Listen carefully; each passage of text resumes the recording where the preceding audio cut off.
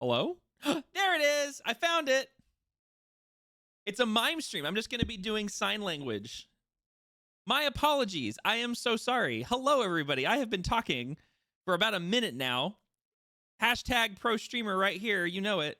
What I was trying to say is hello, welcome. We're getting ready to start. We're a couple minutes behind schedule, which is technical difficulties that were beyond my control. I did say hello to RT, hello to RC, hello, my players as well. Apologies.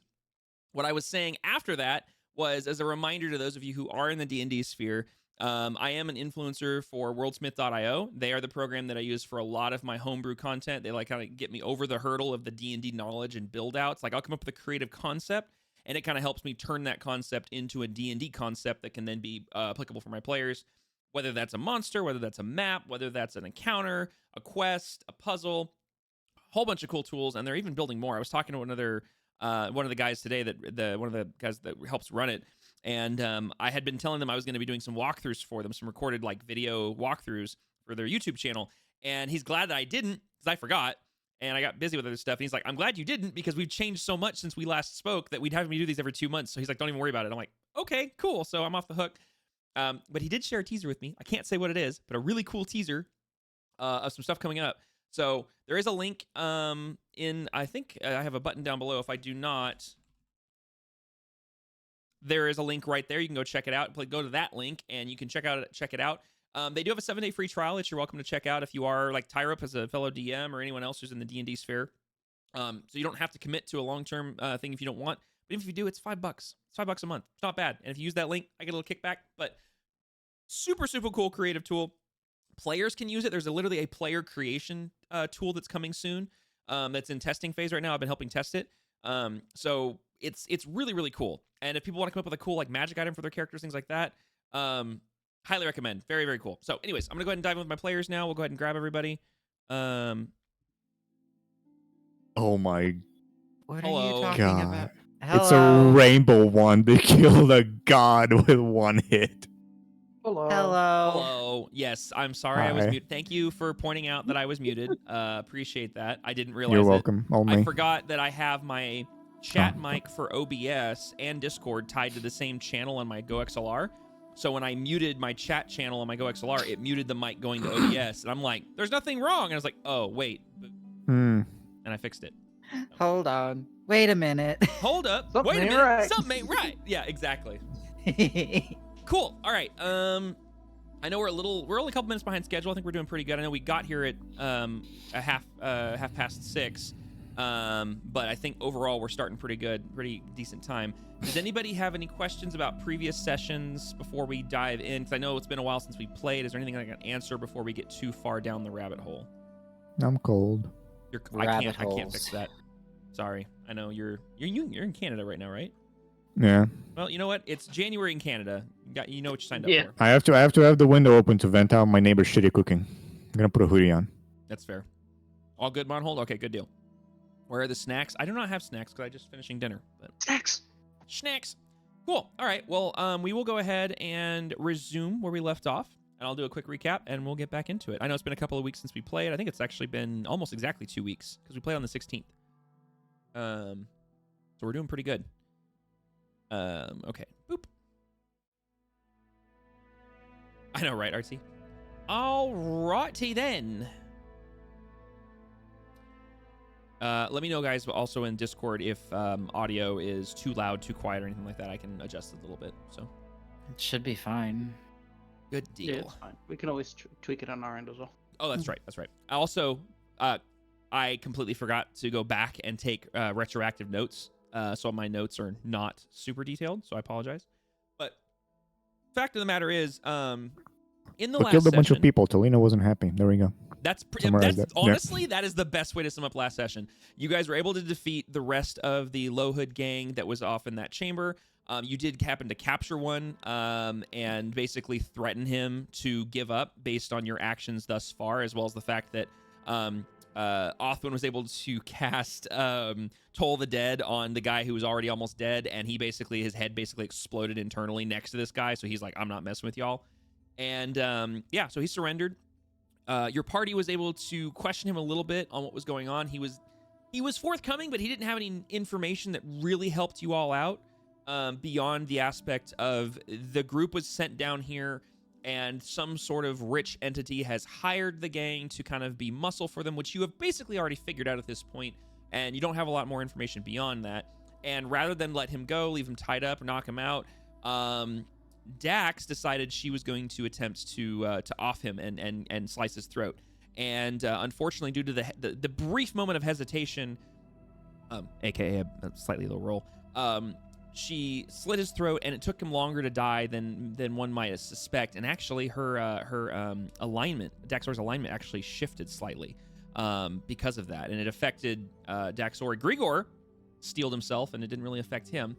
The group then exited the chamber, fought off a couple more guards, and then realized we need to rest. And so the group found a corner of the chamber that they had passed previously that was kind of an alcove stuck back with not a whole lot of natural lighting, doused the torches, and rested for the evening with several watches, during which sounds could be heard of people moving throughout these tunnels, knowing that these tunnels are not secret. They are kind of well known in the city. And one such sound happened just before everyone woke up, of what sounded like a single set of footprints, which may have been some sort of a looter, and then a series of metallic stone sounds of shifting stone, followed by some sort of whooshing noise, and then a scream, and then silence. And it's here, as our party reawakens in the chamber, in almost complete darkness, that we rejoin our party. So let me go ahead and get the correct... Okay, for some reason, this song was a lot louder than this. I mean, that was switched off of. that was Spotify. Yeah, now we're back on Pocket Bard. That's probably why. Yes, it is here we rejoin our party. So as you guys all come to waking up, you guys all have gotten a long rest. If you've not already done, I can't remember if we ended session with long rest or if we were going to do it. So if everyone has long rest, great. If not, please take it now. We've done it, yeah. Cool, perfect. I see 6 don't remember if long I rest messages took in it. chat. We should be fine. Yeah. Should have. Just make sure that you guys have that long rest. Yep, I double checked everything. I've got Okay. everything going. I have all my spells. I Awesome. don't see Daxori's long rest. Well, Dax has full HP, and obviously no spells to worry about. No spell slots, I should say. There's obviously cantrips. Yeah, as long as you have all your rage charges, it should be fine then. Dex is a rogue, not a. Basil has all rage charges. Cool. Okay, then yeah, you guys are good. So as you guys wake up, Talina and I believe Othwin were conducting the last watch of the night, if I'm not mistaken. And as you both would have heard, as I said, some sort of a single set of footsteps, light, and it sounded like it wasn't consistent, like marching or some sort of a patrol, like several of you had seen earlier. This was more someone. It sounded like someone trying to remain unnoticed. Like you'd hear shuffle, shuffle, shuffle, silence, shuffle, shuffle, shuffle, silence, and then, like I said, those footsteps started to disappear. And then in the distance, you heard a muffled sound of stone on stone, followed by a whoosh, and then a scream, and then silence. And it's here that the party wakes up. So you guys are all now awake, and it is still darkness in here. You're still underground, so there's no sunlight that's beaming in or anything like that. So, if I recall correctly, I saw a duder coming in from the far door ahead of me, and then walk back and around. Oh, And that's correct. then That's we right. heard You the did see sizzling. a silhouetted duder that looked like some sort of small individual with a large pack on their back come through the tunnel and then disappear through the doorway. That's right. You did see that. Yeah. Yay for dark vision. And Yes, also the dark the- vision is what allowed you to see them in when you see torchlight. Correct. Yes. So yeah, I relayed that and whatever was relayed to me before to the group, because I believe others heard a thing as well. Regardless, There was, other people in watch. They noticed some sort of goblin patrol that walked through, but they didn't notice any of you, and they just disappeared into the darkness. And that was basically it. There was shuffled sounds of people in the distance, basically like enough noise that you guys would have heard things, but no one really saw much from where you guys are located.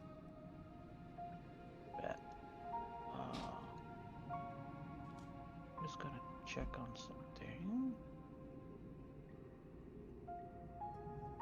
Got to unpack all my dice tonight.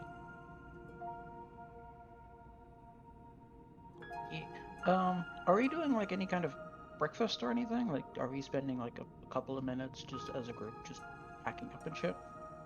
I think I actually, just for the record, took one of Basil's rations and ate it because I had 5 and now I have 4.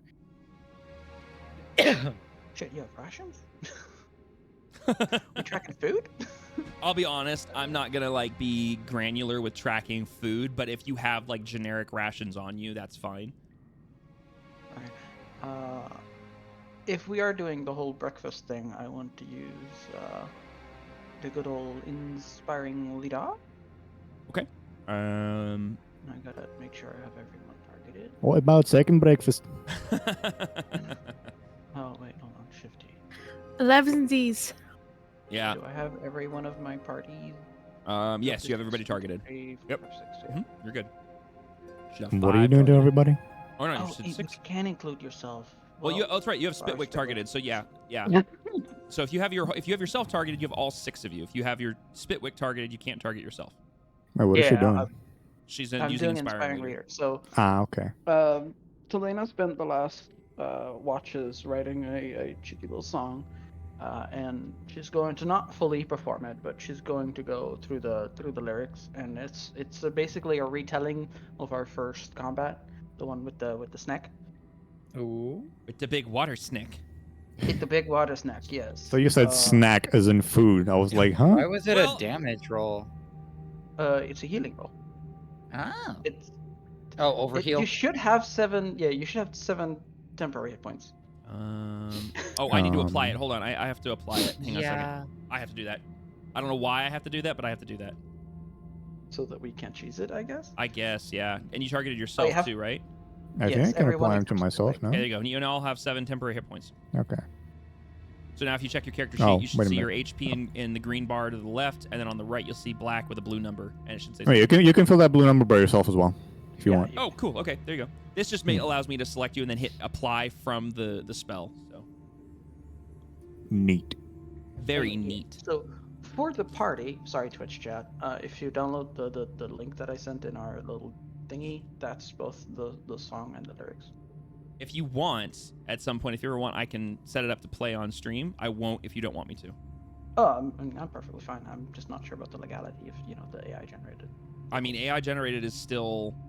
It's not gonna steal it from somebody else because it's your lyrics. So As long as you don't profit off of it, it's not legally bad. It's just morally questionable. yeah. I know a lot we of can people do it that there. use AI sound in the background. Like if you were trying to publish it as like this is a custom song that I wrote and produced and it's AI, you'd have a problem. But yeah. But for now, we'll leave it off just because we're not sure. Yeah. Cool. So yeah, so you guys all wake up, and as you guys are coming to consciousness, you hear the soft melodic tones of Talena strumming on her lyre and singing this series of lyrics. Now, would you be singing it in common or would you be singing it in a different tongue? No, I'm not playing the lyre. I'm just telling it as like a poem. Oh, 'Cause that's right. you In mentioned character, she's not quite figured out the the song part of it. melody part of it. She's just finished the lyric. Perfect. Okay, so you kind of hear her reciting a poem, and it brings back memories of when you guys first found each other on the waterfront fighting the sea serpent. Yeah, so you guys get 7 temporary hit points. And yeah, and then when we're ready, she would point out that on not the last shift with Burb, but with the shift before. Thank you for reminding me, Monhold. We heard the sizzles, so we should probably investigate. All right. Do you guys all wake up and go to investigate? Because we can theater the mind it if we need to. So it's not very mechanical. Also, the game is on pause, so if you do want to move your token, you can. At the very least, I'm just gonna go over there and open the door. Okay. As you open the door, the light from the adjacent tunnel spills in. There's no one immediately visible.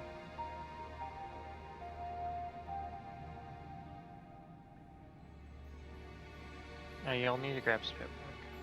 Spitwick follows, and he's actually he's keeping his distance from Dax. Surprise, surprise, but he's also keeping her in line of sight. Wait. Did After she everybody was go, nice to or- him. I was gonna say, hold on. I was gonna Damn. say, but backing up. Hold on, backing up. Like, didn't Dax carry Spitwick yesterday? Because wasn't he?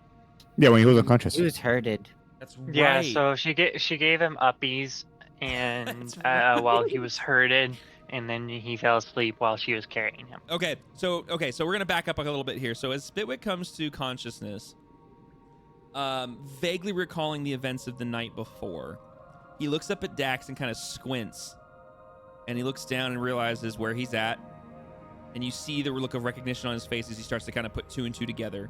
Oh, speaking of which, actually, did you guys turn on the torches in here? Did you guys relight them, or is it still pitch dark in here?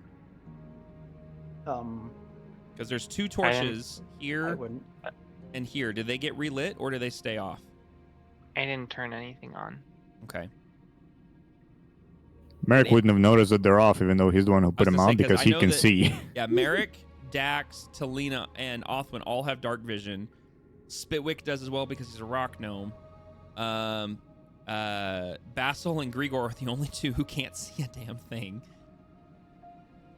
So, yeah, okay. So, anyways, backing up, I guess it doesn't matter. So, yeah, Spitwick looking at Dax, obviously through dark vision and everything, kind of looks up at her and squints. And he starts to open his mouth to speak, and he stops. And then he opens it again, and he... How did I get here? And he's looking directly at Dax. As she's standing up to walk away, she'll be like, "I carried you." Does she walk away after saying this? She's getting up and getting ready to walk away as she's saying it. Okay, so then you see a visible look of surprise on his face, and he kind of looks up and down for a second and says, "Oh, well, thank you. I appreciate that."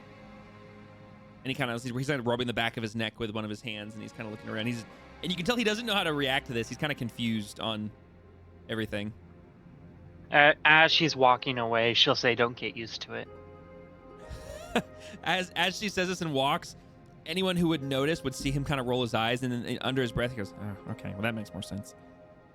But like quietly, and he kind of trails distance behind her as you make your way towards the exit.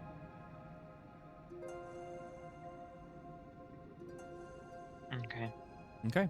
All right. So as you guys start to exit the chamber, Grigor and Basil, you guys would start to have some visibility come back to you with the torches that are lit in the nearby hall, and then later on the double wide chamber that Talina has now opened the door into. And as you guys exit the hallway into the adjacent chamber, it's immediately apparent that it's empty. There's nobody else in here. Any of the patrols that may have passed during the night are nowhere to be found. There's no evidence, good grief, of anyone in here beyond yourselves. But you would immediately notice some sort of a strange presence down near where those statues were that you found when you went through here the first time, further down the hall. So essentially, let me do this real quick to remove the camera. Basically, right there. The smoky dude? The smoky dude, yep. Is the group following Talina? Because she's not going in unless she knows that everybody's like ready to get going and like packed up camp and stuff. Or follow. All right, looks like everybody's going to follow you, Talina. Yeah. Unless anybody... And then I'll do this. For the sake of expediency, if anyone wants to stop me, but I'll just kind of, like, theater of the mind, move you guys as a group until somebody says otherwise. So, as of right you are now... A-okay to do so. Yeah. You are A-okay to do so as a group. Cool. Yep. So, you guys are all Okay. essentially moving as a group right now. You guys are moving out... Oh, that's Grigor. Moving into the main chamber. And like I said, you guys, as a group, can collectively see there is a... there is some sort of an object further down the hall. And as you guys approach it, Talina looks like you'd be the first, and everyone kind of following behind, especially since you heard it. Yeah, I'm gonna go to here and not further. And if anybody tries to pass me, I'm just gonna quickly stop them and remind them that, hey, this thing has reactivated. Yeah. We don't know if it's currently active. Yeah. We should be careful. And as you all approach, the singe of burnt flesh and hair starts to sting your nostrils. You all can start to smell that smell that Daxorius specifically, and I'd say at least Daxorius specifically, but all of you know this smell, and it's the smell of burnt flesh. This is very much someone has been roasted alive. And as you get closer, and you're about 30 feet away, you can notice that there is the remains of a very charred and still smoldering and smoking corpse right in front of the statue. I like that all of you know this smell. Like, damn, what are the implications Well, there? Daxori specifically because tiefling, fire-based, like makes sense from an area that this would be known. So obviously that's why that's there. I would actually Bastil's had a past. Yeah. Bastil has had a past. Yeah, and if nothing else, if your character, you're like, nope, my character wouldn't know this, that's perfectly fine. This is a smell you're never going to forget because it is a unique smell that is both pungent and also sickening. And actually, Tyro beat me to it. I would like all of you to make a Constitution saving throw. The DC is very easy. It is a 10. I was just going. That wasn't probably not what you thought it was. Nope, that's fine. But I wanted you, false because thing. this is But this is unique encounter. Oh my gosh. I rolled a 10 because Well, the rest of the party can't see that. Grigor just freaking nailed it with a nat 20 right out the gate. You want to save those for combat, my guy. Yeah, don't get those out of the way. I rolled my own personal dice. Yep. I got an 18. Okay, we found the solution. Shadow needs to roll physical dice. Let's go. We figured it out. I'm what here were we for it. rolling for? Constitution saving throw. Again, I am 100% a-okay with physical rolls as long as you tell me the result. And you can just tell me the end result. You can do the math. Ooh, there's another nat 20. Oh, okay. Sorry. And Actually, a nat I got a 1 to 19. follow it up. I I got was a gonna check. 19. I forgot to add the +1. Heck yeah. Okay. All right. All right. So let's see. 1, 2, 3, 4, and then 5 with Shadow. Who are we missing? You're not missing anyone. 1, 2, 3, 4, 5.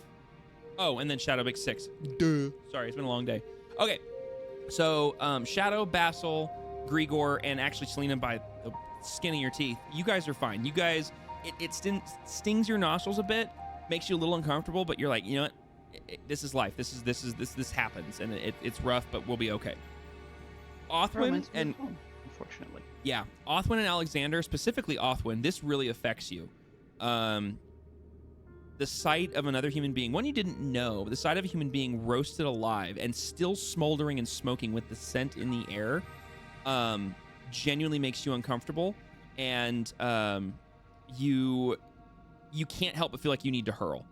And now here's the thing, you're a burb. I don't know how burbs would react like physically to this as far as like needing to hurl or whatever, so I'll leave that up to you of how you'd like to play it. However, I do want you to take basically the same thing that happened with Daxori. It's the equivalent of 1 point of psychic damage. I know it's not really psychic, but it's like mental fortitude, like you take a point of damage. Out there. Alexander, same thing, 1 point of damage. I'm gonna leave it to you how this would affect Alexander having seen this, but seeing someone roasted and burnt alive does have an effect on you.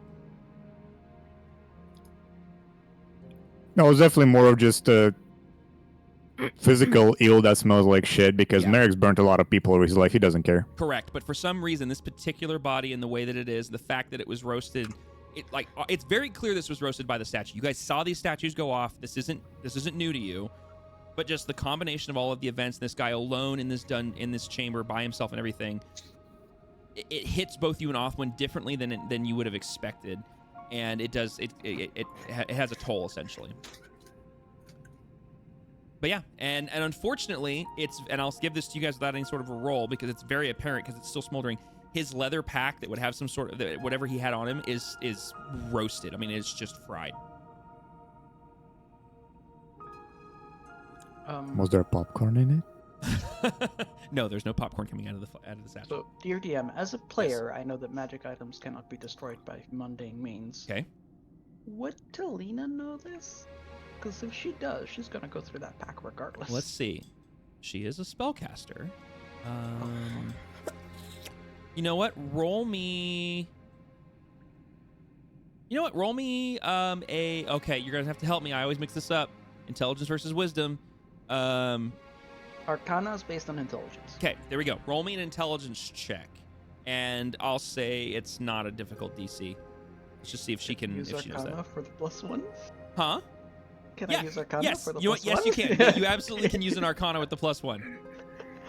Oh well, never mind. As far as Selena's concerned, this dude's chicken fried, and everything on him is chicken fried. There is nothing left there but cinder and ash.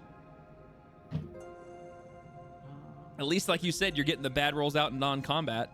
What are we rolling to see if he's got anything left on him? Talina was asking if she would know because she out of character he knows magic items don't get destroyed, but in character would Talina know that?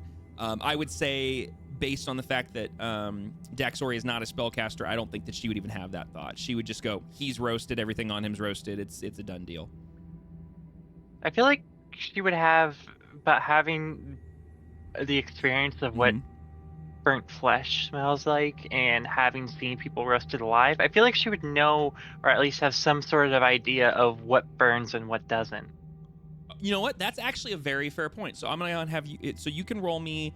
I'll just have you roll a straight intelligence check, not an Arcana check, because you're thinking in a different way. So that's a good point.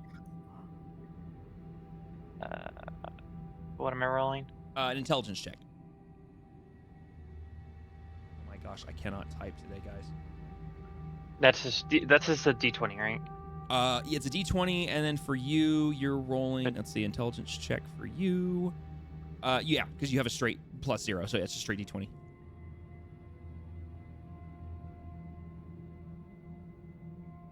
I got a 12. Thank you, Tyrope. I bless you, sir. Seriously, I need it. You had a 12? Okay. Yeah.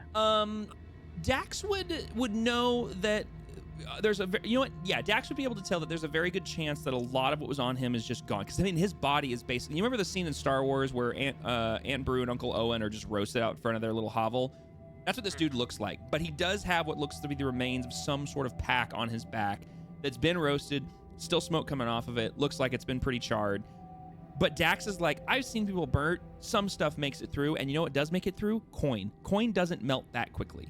So she would at least think that there's something of value on this person. He's going to carefully, knowing the path, go and try and, grab it. Okay. So you walk up knowing that you have to be directly in front of it. Oh, no. Right there. Right there? Okay. So she knows that she has to be right in front of it for this thing to go off, standing at arm's distance. Go ahead and roll me an investigation check. Just go ahead and just roll me a straight investigation check, which for you is going to be... D20 +2. Correct. Wunderbar.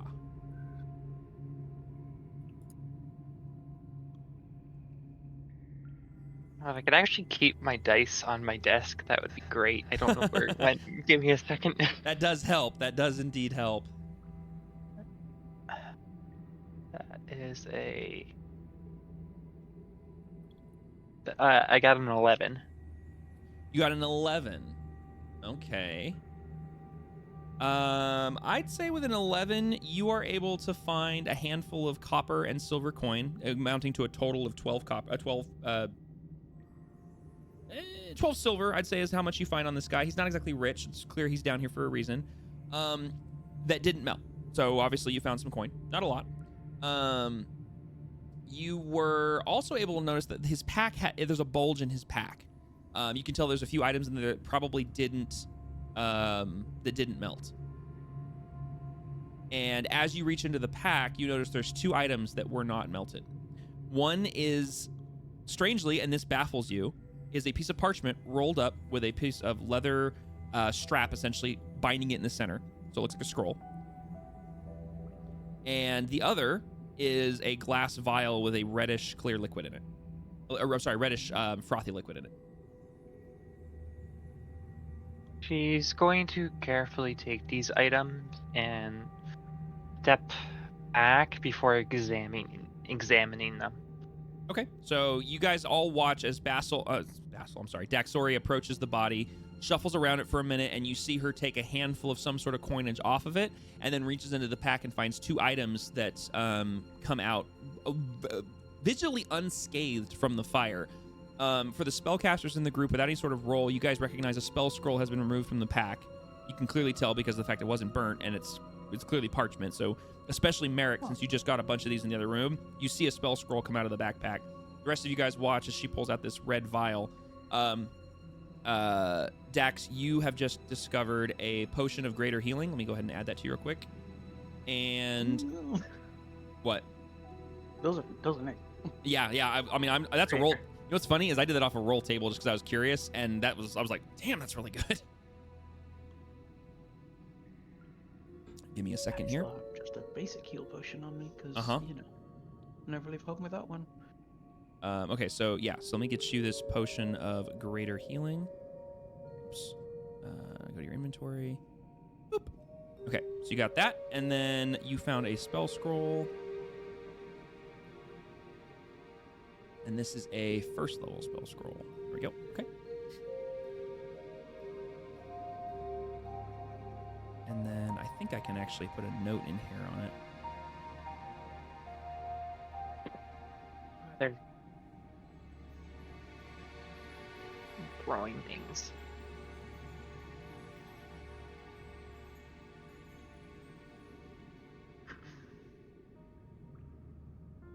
Okay, there we go. All right. So you found these 2 items. Congratulations. And you back away from the body, and he's still smoking. And as you got closer, you smelled the smell of burnt flesh and hair coming off of him. She would kind of, and to that, she would kind of like scrunch her nose. Mm-hmm. It's unpleasant to her, but she's kind of used to it at the same time. Mm-hmm.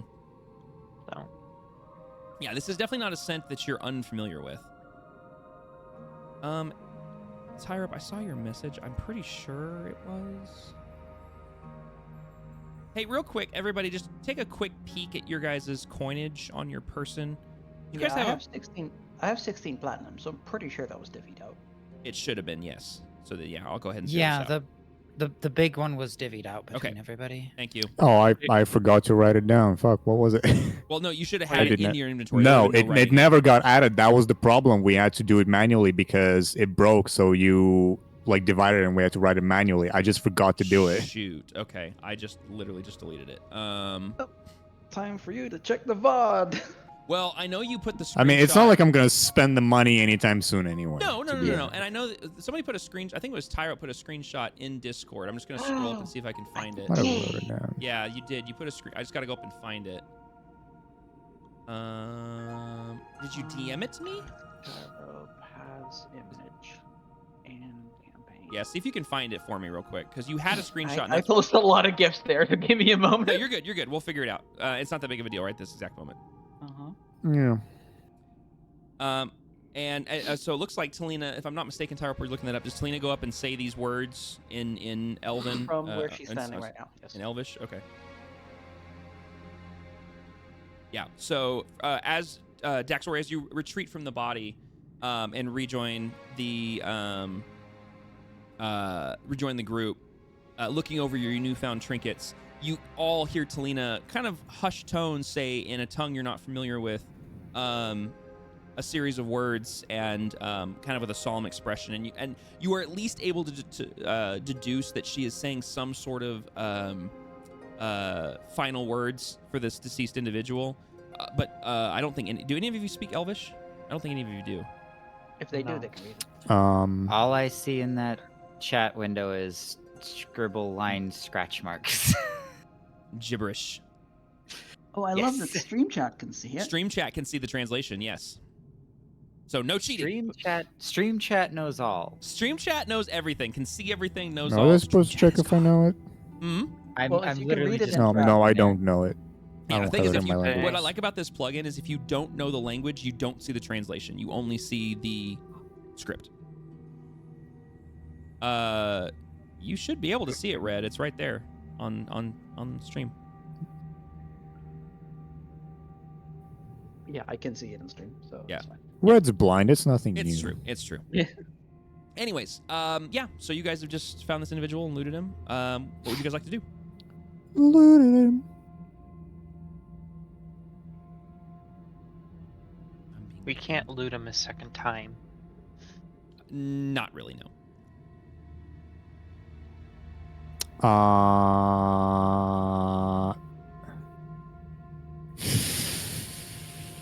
I'm about to send you a screenshot, yeah. Also, speaking of which, Jesse, there is a screenshot. If you go to the voice channel chat, I was pinged. Yeah, I just found it. I just use it to fill out my Perfect. money. Then you're good. Yeah, go ahead. If you have a message, send it to me. Thank you, by the way, Shadow and Mel. I think you'll appreciate it, but you also be angry. What do you mean angry? Why are you making me angry? We just got started. Don't piss off the DM. It will kill you. I'm gonna start making notes. It's not my fault. You just said I'm gonna send you something that will make you angry. But it's also something that needs attention. Oh no. Oh, For is it doing reasons that thing again? I don't know what causes this. Yeah, except I stepped in the middle of the map this time, so I don't know what caused it at all. I don't know either. Before, I thought that I was glitching through a wall, and that Sure. made sense. But there ain't no walls here. No, I don't know what's causing that. I'll have to look into that because it's doing a perfect circle. Thankfully, you're not seeing anything that you haven't already discovered, so you're fine. Yeah. Yeah, but that's I don't know what causes that. It's only happened with Shadow once. I think it had something to do with Spitwick. I'm not 100%. I'm still not 100% sure, but thankfully you're not seeing anything you shouldn't. So Spit on that wick. that I should not have said that. No, don't yeah. like that. Don't like that. Moving on. So you as a group, you guys have said have basically paid your respects to this deceased individual, found some valuables on this no longer needing them person. Where would you guys like to go? This is out of character. I'd like to go into the out now. Can I come into the out now? Yes. Yes, dear DM, we want to go where the plot is. Can we go where the plot is? Let's go to where the plot is. Okay, well, that was the best answer of the night. A point of inspiration to Tyrope for that answer. And a point of inspiration to Melon for the funny reference. Yay. Yeah, if Melon didn't get it, I was gonna give it to Melon because that was just No, they were both a perfect. good old one too. They were both perfect. They were both perfect. I'm here for it. Anyway, in character, the only place that Talina knows that hasn't been explored fully is up the stairs, because that's where she hasn't been. There is another There is- route that yeah, there Vassal. is It's the over that door cliff, here, that door. So Oh I'm- yeah, and I'll give whole you guys a room. group reminder because this is like 2 or 3 sessions in at this point since these. You guys did find a passage that, for the lack of clarification, north is up, south is down. We'll just do it that way, even though technically not accurate. There is a passage to the south that half the group did discover that you guys found there was a trap that sprung a hole in the floor that was too wide to go around, and you would needed to clear a 5-foot vertical on 5-foot horizontal leap to try and make the other side.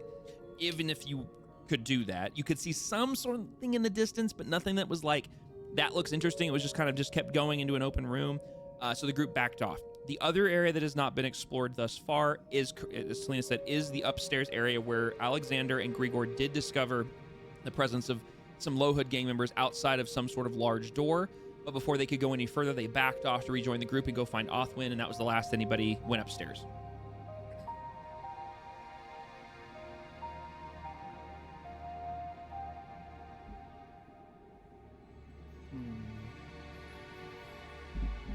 If I had remembered that at the time I got my spells, I may have gotten spells that helped us cross leaps or cross gaps, but I didn't, so I didn't.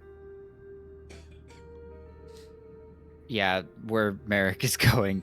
Freaking the storage room. As and everyone then the stands in staircase. silence, not knowing what to do, Merrick just continues going around the body.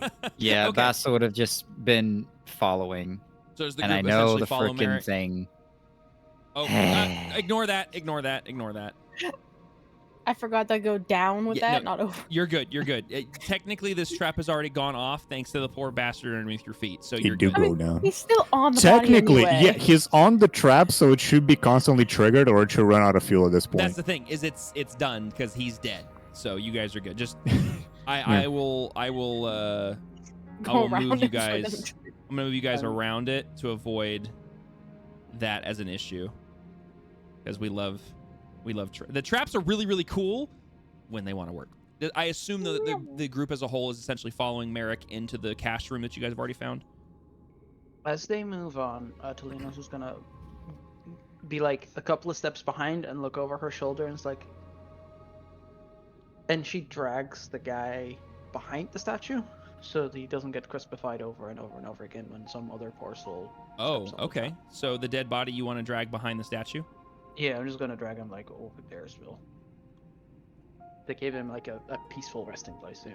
Okay. So yeah, so you drag the dead body behind the statue, and I mean he's still smoldering and smoking. So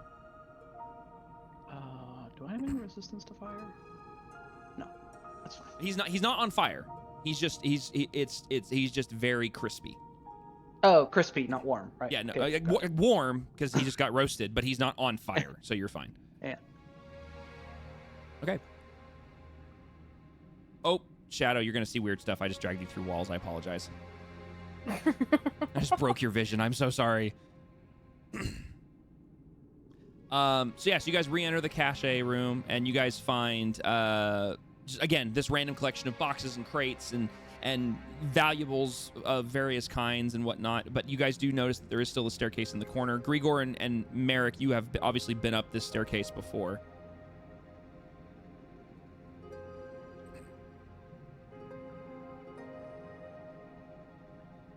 You guys go up the staircase? Gonna be the only way out, so before Basil goes up the staircase, he's gonna look back at the group and just kind of motion towards the staircase with a quizzical look on his face.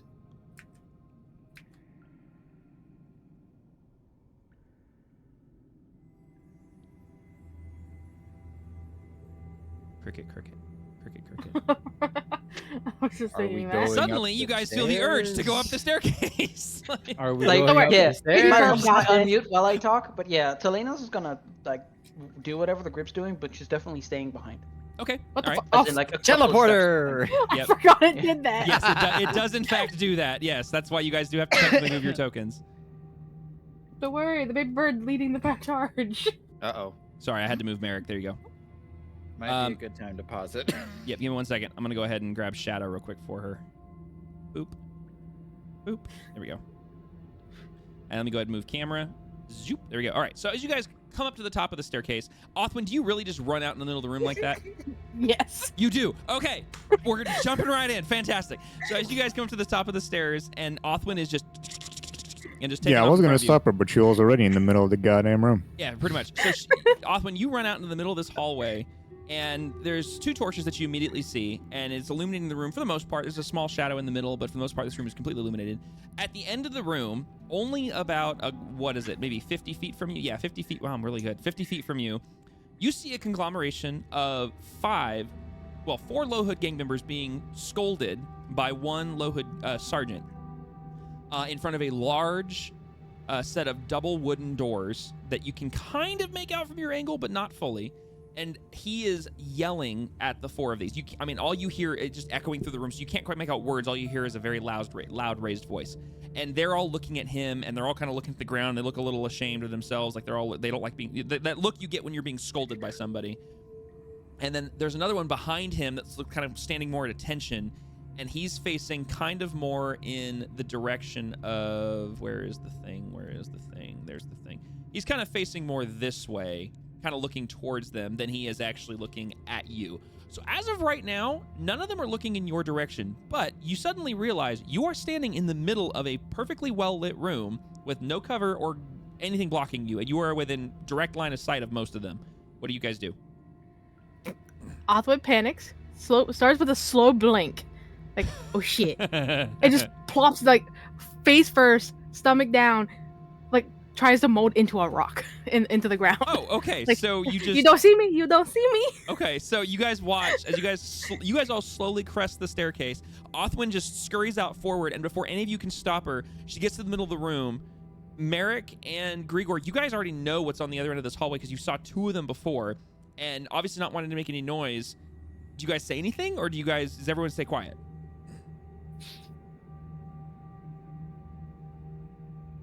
Mark just takes position in a corner. Okay. Basil If I can- would have if I can kind move. of reached out hand and tried to stop or get close to Uh-huh. Bird, but then look down the hall and be like, ooh. So Okay. he's kind of frozen frame up to the point of frozen frame as soon as the bird plops Sure. down. Okay. And then if given enough time, try and slink back into the hallway. Okay, yeah, you'd have enough time to slink back for sure, because you're in not full darkness, but you're in shadow right now. So basically, you guys all come up, watch as Othwin scurries out, gets in the middle of the room, slow turns right. You can make out one of her gigantic eyes from your angle blink slowly, and then without warning, she just face down on the ground, goes completely prone, and you are now prone, Othwin. Middle of the room. I'm gonna step up to whoever was standing furthest forward that isn't Burp, and just whisper like closest to their ear, like, how many? I saw 4. Shall I try the whole "oh no, I got here and help me get out" thing again? I don't know if it's gonna work a second time. While they're discussing real quick, Othwin, I need you to roll me a stealth check at disadvantage, please. Anyways, continue, gentlemen. Actually, continue, Delina and Basil. My apologies. I mean, worst case, I get closer. Best case, it works. That's with disadvantage? Yeah, she rolled a 9 and a 17.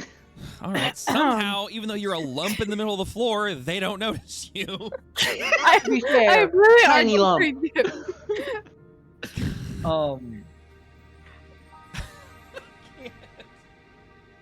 Listen, Baby Bear has a plus, like a, The what, visual a in my head is +6? just face down, just. The same arse that previously smashed something on purpose to draw Yes, attention to itself. exactly.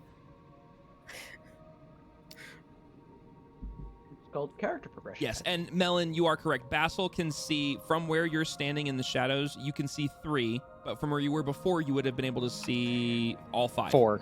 No, I could. Technically, there's that dark space here. Which means you, which means you can see a corner, so you can see an extra, basically like his elbow. So And then you back instead up. of saying 4, well, 4, possibly 5. There you go. Well, I mean, Tilina's is whispering, but like 4 of you are standing 5 feet from her, so the others can hear me. Is Othman, I want anybody- you to roll me a. Yeah, you know what? Roll me a perception check. Just straight roll, no disadvantage. I'm scared because if Burp can hear me, they can hear me. It's not for that, but that's Oh, good, okay, good good. looking out.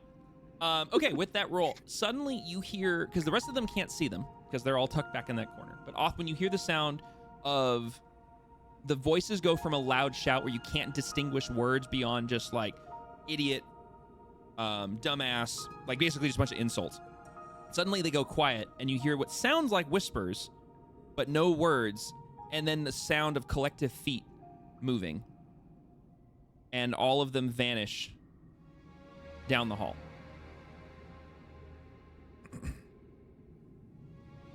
Unless anybody. can Technically, I hear me. wasn't hiding. I was leaning. I just can't be arsed to hold the button. Then in that case, you wouldn't have had to roll perception. You would have just witnessed all of them suddenly lower their voices and scurry off down the hall away from you guys. Yeah. I didn't realize you were Right, just yeah. holding the lean. My apologies. I saw the Yeah, lean, it's lean, it's lean, like lean, because lean. because you like it's hold. It's not a toggle. Yeah, no, I apologize. I knew you were leaning. I didn't realize you were actually attempting to hold that like indefinitely.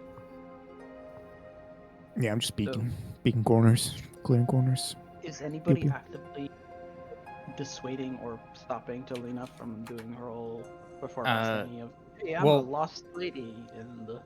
Basil had a clear view on at least 3 of them, and now seeing that they had left, I don't think you need to do that just yet. Basil's going to cautiously move into the hallway towards Baby Burb. Okay. Just to make sure. And getting to about this point, crouch down and just gentle pokes. I'm gonna look up. I They're see that gone now. they're gone. And pop up. All proud like, ha! I was invisible.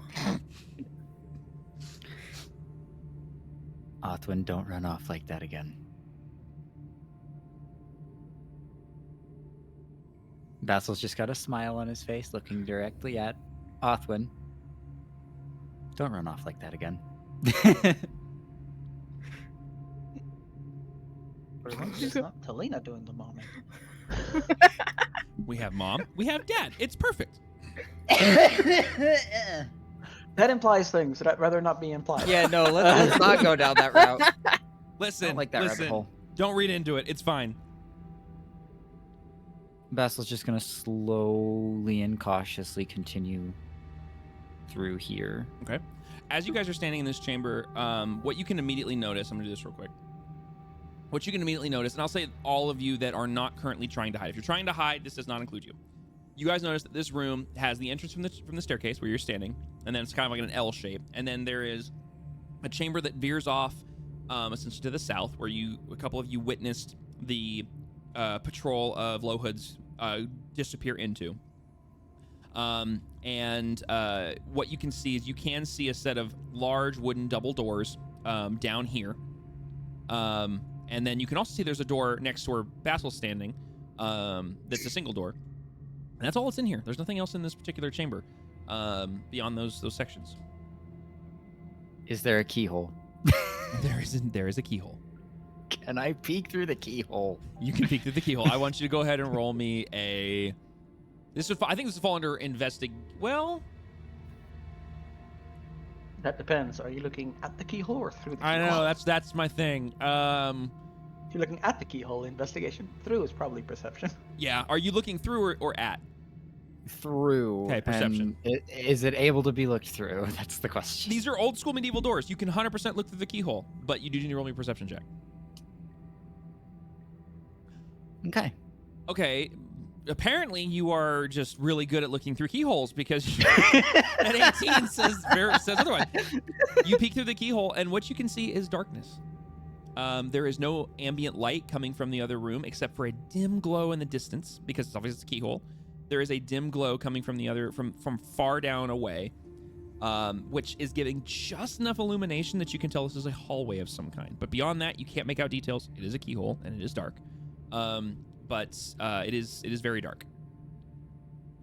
Getting back up away from the keyhole, looking to the group, just shaking. Bassil just shaking his head. Just not this route.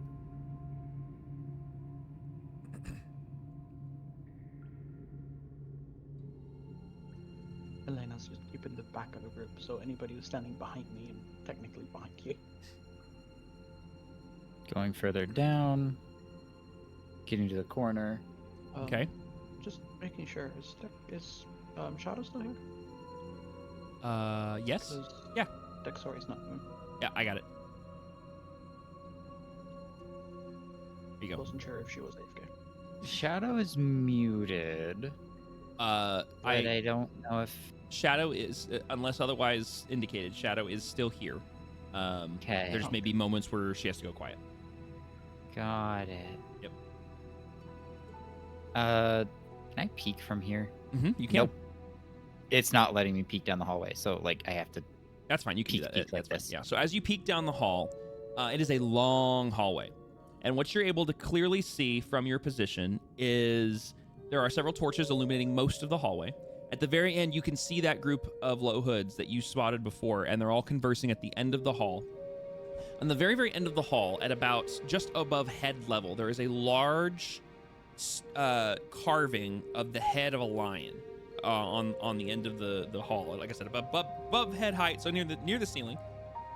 And it has its mouth agape, and it's looking in your direction. And then beneath them is the group of Low Hood gang members that are all speaking to each other. And you, from this distance, you can tell there is conversation, but there's no way you're going to be able to make out any sort of words at this distance. And to also clarify, there is nothing between you and them but the hallway and a torch. Well, technically, I was trying to lean around the corner, but from where Othwin's standing, the leaning thing doesn't work. Weird. Okay. It must be because just the walls may just be just yeah, enough of a thing. this wall is kind of like halfway collided into this tile. That's probably what it is, yeah. But yeah, you're fine. Technically, you're leaning, so you're fine. But to try and get over to the door across from me, or the double doors across from me, would would I probably need to do a sort of roll to get there quickly and to not be seen. I'm sorry. Say that again. I was fixing something. Just trying to get to the door across from where Basil's at Mm-hmm. without being spotted down there. Do they look distracted enough? Let's see. You are. If you want to try to make it to that door, I'd say you could do it with a. I'd say if you're trying to sneak by, I'd say stealth check. If you're trying to like quickly get over there, I'd say an athletics. Yeah, athletic. Okay. Yeah, athletics check to get over there. I'm gonna wait until the sergeant-looking guy Mm-hmm. is not in direct, like, looking at me Mm-hmm. since I'm peeking around the corner. And then I'm gonna try for that quickly move over. So Okay. athletics. Okay. So you that said, right? and you said you're waiting for the sergeant to not be looking down the hall. Well, not looking directly. What I believe could be directly at the area that I'm trying to go across. Okay. So 'Cause unfortunately, I figure he's shouting at the three there, Mhm. but I'm also hoping that whatever movement from behind them is not completely noticeable by the time I want to move. Okay. So you sit here for a couple of seconds. Seconds turn into a minute. Minute turns into 2 minutes, and he's still kind of talking to them and looking down your way. And whatever's going on, whatever conversation may or may not be happening, he's not really veering his line of sight. But it is very clear that there's 3 bodies between him and you. But it seems that he's pretty focused down this particular end of the hallway. Then we're gonna just try for it. You gonna try for it? Okay.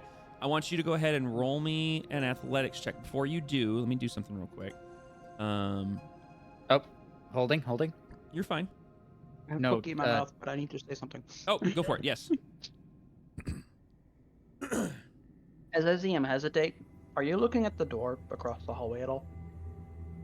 Like, looking over there and then looking back at the captain and Yeah, stuff? that's basically what Basil would be doing, is looking at the door, looking at him, making sure, am I able to go yet?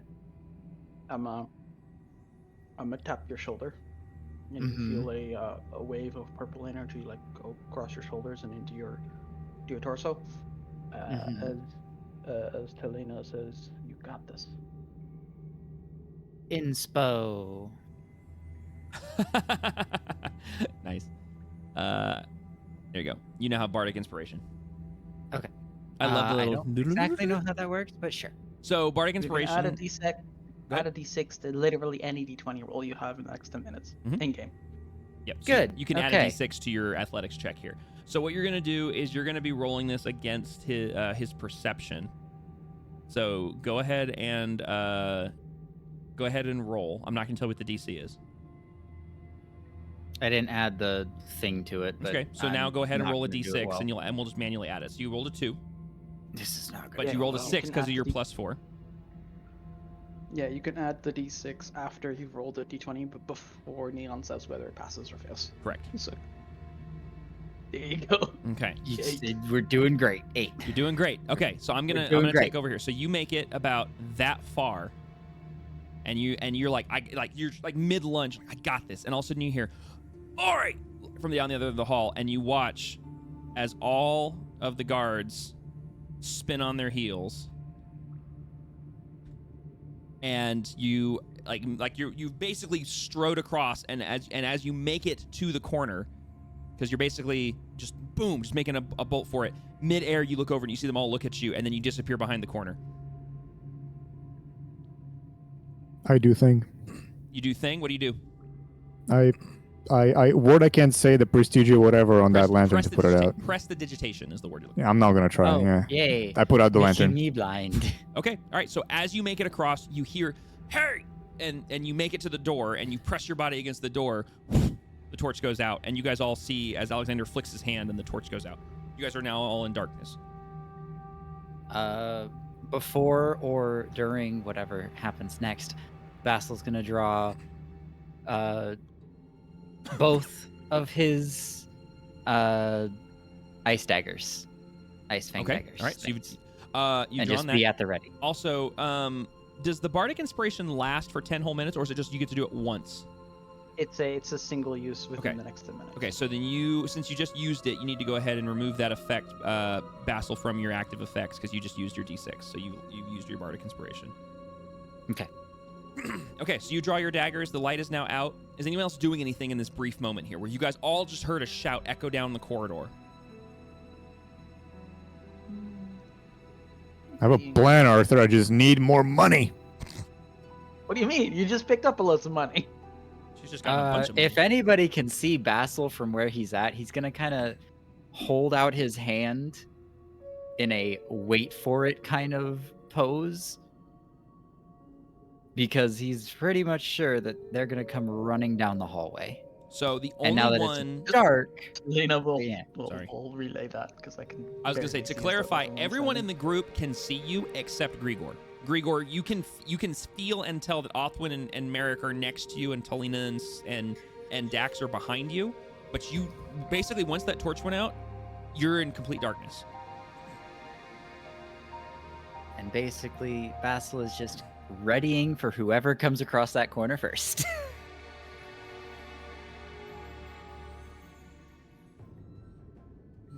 Okay. I'm gonna move a little bit, like right here. So like I'm at the very edge, like how Bast was. Because you know, that corner does not like you. Yeah, that corner's being... I don't know why that corner's being weird. I apologize. But I'm gonna prepare a spell. Okay. So Mm. as this is happening, you're slowly hearing the sound of shuffled like footsteps kind of marching down the hall in a slow fashion. You don't hear running. You basically hear,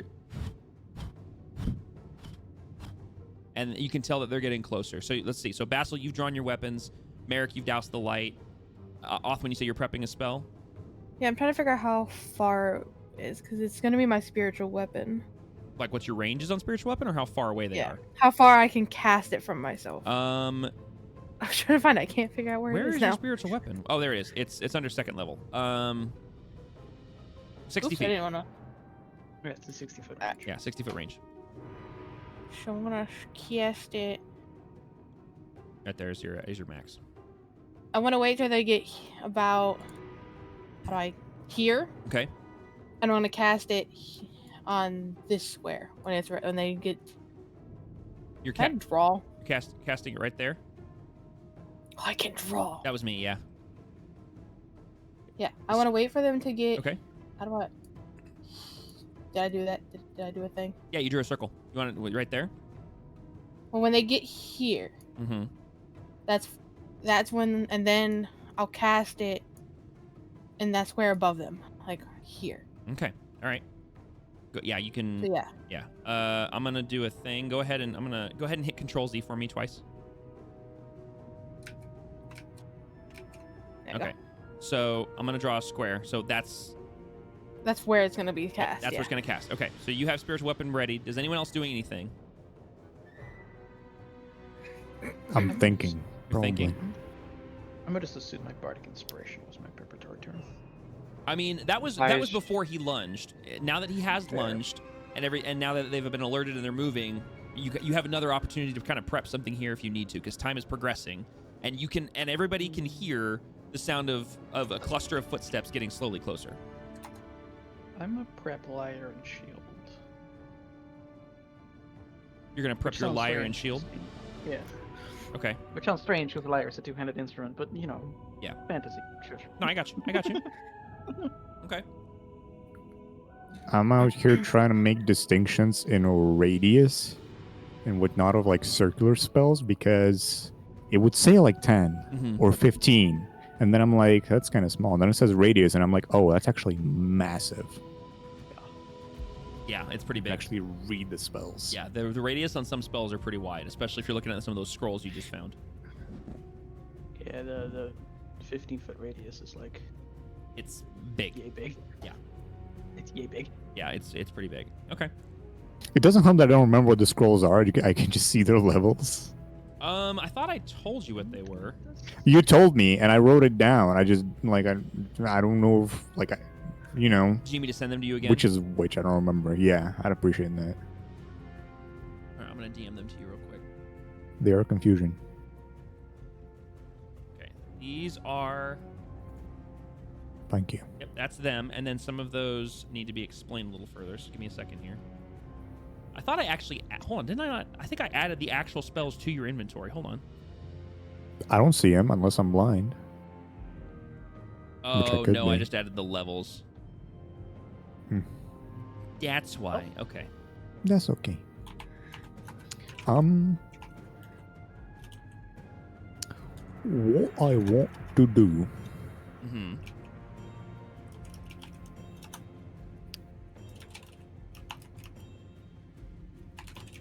I'm just gonna step out here in the middle. Okay. As you do that, you hear the footsteps getting closer and closer as the group continues to shuffle in your direction. Basil, you can hear the sounds of footsteps getting closer, and even though you're in darkness and you're not sure the distance, you can roll me a perception check. Actually, let's see if you can use your ears. Can I make out the silhouettes in the darkness and use my ears and whatnot? Ears for sure. 13. Yeah, because they are being backlit now, which is casting shadow, but because you're in shadow, and the light is sort of dissipating at this point, you're not seeing clearly defined shadows, but you can tell that all 5 of the individuals are moving your direction. The shadows are starting to get longer, and they're starting to display in such a fashion you can tell that they're nearing you. And with a 13, you can tell that they're getting close, but you're not sure how close they are. You think that they're probably another at least 10 to 20, maybe probably more than that feet away from you. Got it. I think so, Dragon? I have had mixed reviews Googling it. Yeah, that's a question, actually. Hold on. I'm gonna ask Tyro. Let's see what he thinks. I had a 'Cause really I'm not great sure. idea. Is it cool? Because if it sounds cool, I'm all I for think it does. Like I said, I it's a just DM'd mixed you. review. Yeah. Are you gonna eat him alive? Yeah, I'm leaning towards yes. Stand by. Yeah, I'm leaning yes, but I'm not I sure. mean, ultimately, it's up to you, Dion. You're the DM. It is. I'm just curious before I make a ruling. Like, Are we gonna rule of cool this? we might So- rule of cool this. We might. We might rule of cool this. Rules is written. So Okay, then you know what? Because D&D is very word specific. I'm gonna go with yes, it can. Fuck yes. So yeah, so we'll cross that bridge here in about 30 seconds. Okay, so I noticed. 6 if you're following game rules. Yeah. Dax, I noticed that you kind of backed up a bit. What is Dax doing? She backs up, and by doing that, Mhm. she now has clear line of sight. Ooh, spicy meatball. Okay.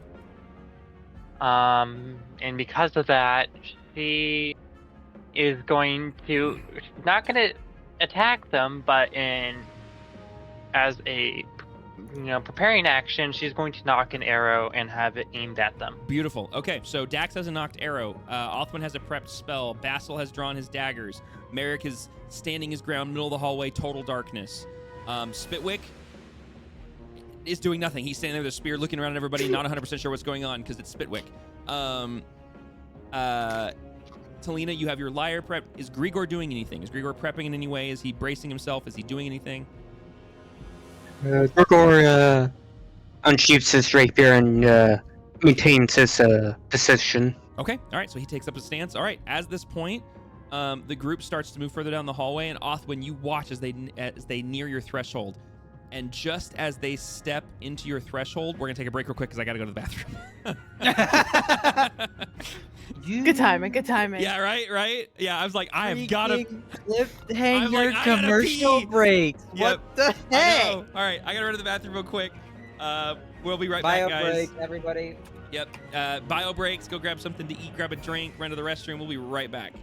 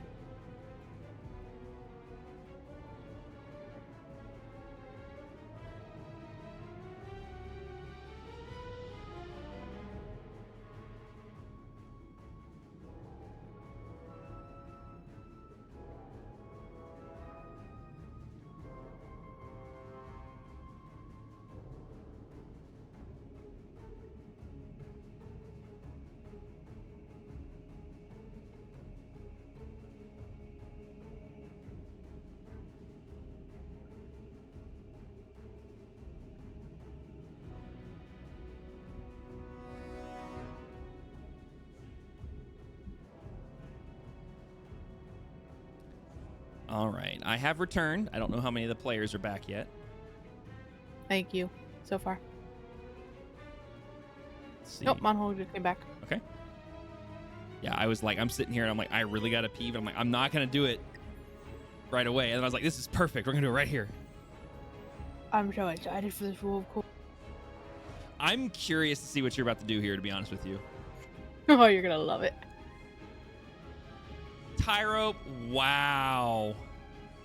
I just saw my chat. This stream is brought to you by WorldSmith, because Neon can't. I'm going to sell out for him instead. Exclamation point WorldSmith. Yeah, if you guys have not checked it out, go check it out. It's a pretty cool tool. I like them a lot. Super cool people. They actually just pushed a whole bunch of new updates to the website, and they've got a lot more coming. I got teased one of them today. I cannot talk about it. I've been asked to not talk about it, but it's pretty darn cool. So if you're New things up and coming. yeah, Woo! and if you're a fledgling DMer like me, it is a great tool to get you over the learning hump, because it takes the creative aspect of like you're allowed to be creative, but then it's like, how do you take your creative idea and convert it into D&D rules and like schematics and stuff? And it can absolutely do it for you. It's great. And it can also help you get like inspiration for ideas, or like the one shot that I did back in October. I'm like, I have this cool concept. How do I turn it into a D&D thing? And it did it for me. It was great. It's great, guys. Check it out. Yep. Do it. And use the link. Because it's my link. Do it. Yep. Or be squared. No idea if I used that term right, but it worked. It's fine. It works. I love having wireless headphones so I can hear the sellout from a mile away. I didn't sell out. I came back and Tyro did it for me in my chat. He literally said, because Neon can't, I'm going to sell out for him instead. So it's like, it's not even on me. We just kept going with it, though. Yeah, we did kind of run with it. That's fair. You I guys, say her Sellout blueberries. from a mile away. you guys, I have a dare whole you dice blame tray full of dice. Do you have any idea how happy this makes me? I have a Are bag you- of holding of it. I haven't gotten that far yet. I did see a thing on Etsy though, or Amazon, called the Box of Holding. It holds 26 set of D&D dice in a nice foam, like a nice foam insert, so they're each individual from each other, so they don't bump into each other. And I might need it. It should go without saying, I'm back, by the way. Nice. Okay. Here I am with a basic bitch cloth, like baggy with the. I mean, drawstring that all put of the Hey! dice in. Yeah, I mean it works. Hey! I have that too. Yeah, mine are all. Well, mine all came in like their own, except for the set that came with the Essentials kit. Those are all in a Ziploc bag. But the rest of them all had their own cases that they came with, so that's what I've been using for them. Except the dice that my wife just got me. Those ones are just kind of floating by themselves. So, but they're metal, so I don't want to have them just kind of rolling around because they'll do damage. Yeah, it'll hold 26 sets of dice. So that's 26 times 7. Okay, so we're just waiting on Jesse and Shadow. What is this? Yeah, and I'm still making my hot cocoa. You're fine. Yeah, it looks really cool, RC. I want to get one. I also messaged my dad and I was like, hey, and I sent him a picture of a different thing that I was looking at. There was a dice vault and a dice tray. It has a hinge on it. And who has that many? A lot of dice goblins have that many and more. 26 sets is nothing for most D&D players. But the dice thing that I found is a dice vault on one side that holds 6 sets, and on the other side it has a dice tray. But I'm like, I like the concept, but I want it to be bigger because the dice tray is kind of small, and I would like it to be able to be more future-proof, that I can hold more in it. I can do that. I can do that, Tyro. And so like I'm like, can we make this but make this bigger? And he goes, yeah, we could do that. That shouldn't be a problem. And so my dad and I are gonna do a project of making a wooden dice vault / dice tray that like collapses on itself. And I just got to figure out if I want to do felt lining or leather lining or neoprene lining. Neon, I want you to check the table chat. Table chat? The Discord chat. In the table, but the chat in the Yes. voice he was- chat. Yeah. Oh, get this man more math rocks. I'm here for it. I love math rocks, man. I'm getting 2 more sets on Saturday. Did you see that? I mentioned that. You didn't mention that. But also, are you gonna get a dice table or dice tower to fit with your dice box? I'm gonna see if my dad and I can make one actually. I do want to get a dice tower. It'd be crazy funny, Monhold. Basil is like holding an action, ready to strike anybody. Yeah, regardless of initiative, Basil, Othwin, Talina, and Dax are all holding actions. Actually, we no, love wait. surprise rounds. Yeah, Talina is not holding an action. Talina just prepped her lyre, correct, and her shield, correct? I'm technically holding an action because I'm prepping to play the lyre. Okay, so you are preparing that. Okay, that's fine. I just Yeah, wanted to yeah. make sure. I wanted to clarify that. So. Yeah, as soon as they get back, we'll go ahead and we'll kick this off. I gotta figure out where my Excuse me. spiritual weapon is on my thingamabob. Getting warm in here. I'm gonna open my window. Where's it at? Where is it? Nope, that's not it. That's not it. That's none of that. Did Oh, I had not a put? question for the group, but I need to ask that off stream, so I'm gonna just type it. Oh. It's a sword with the glowy lights around it. That would be spiritual weapon. I was staring straight at it and couldn't find it. Man, I miss D&D. I've been having an itch for a while now.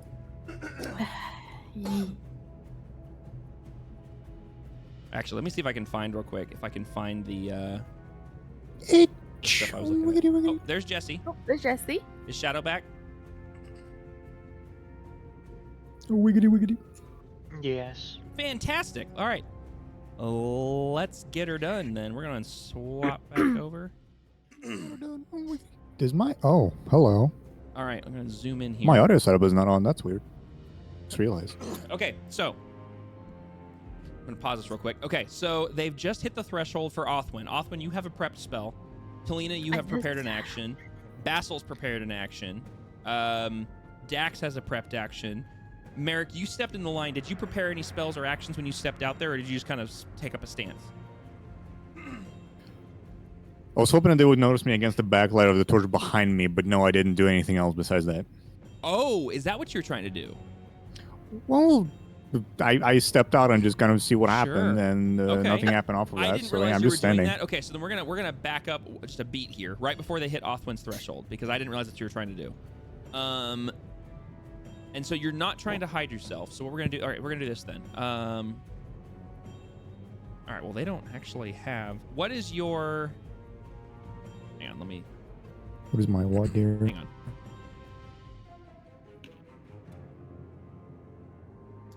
Okay, we're gonna do it this way. I'm chiming them in real life right now. I have a guitar on planes. Okay, all right. So right before they hit Othwin's threshold, apologies for retconning a half beat here. I didn't realize that's what Merrick was trying to do. Right before Well, I they hope get it there, still they stop. happens. They stop right before there, and they see in front of them Merrick, but they don't recognize that it's Merrick. They can't tell that it's a person. All they're able to see from where they're standing right now is the silhouette of some sort of humanoid entity standing in front of them in the middle of the darkness.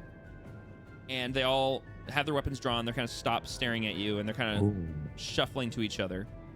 Do you do anything, or do you just stand there?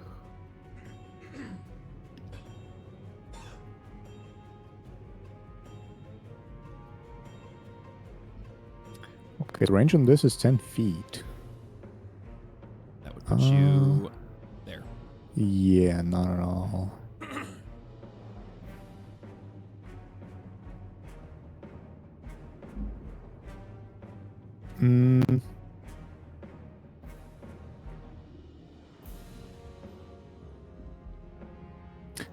I'll just stand.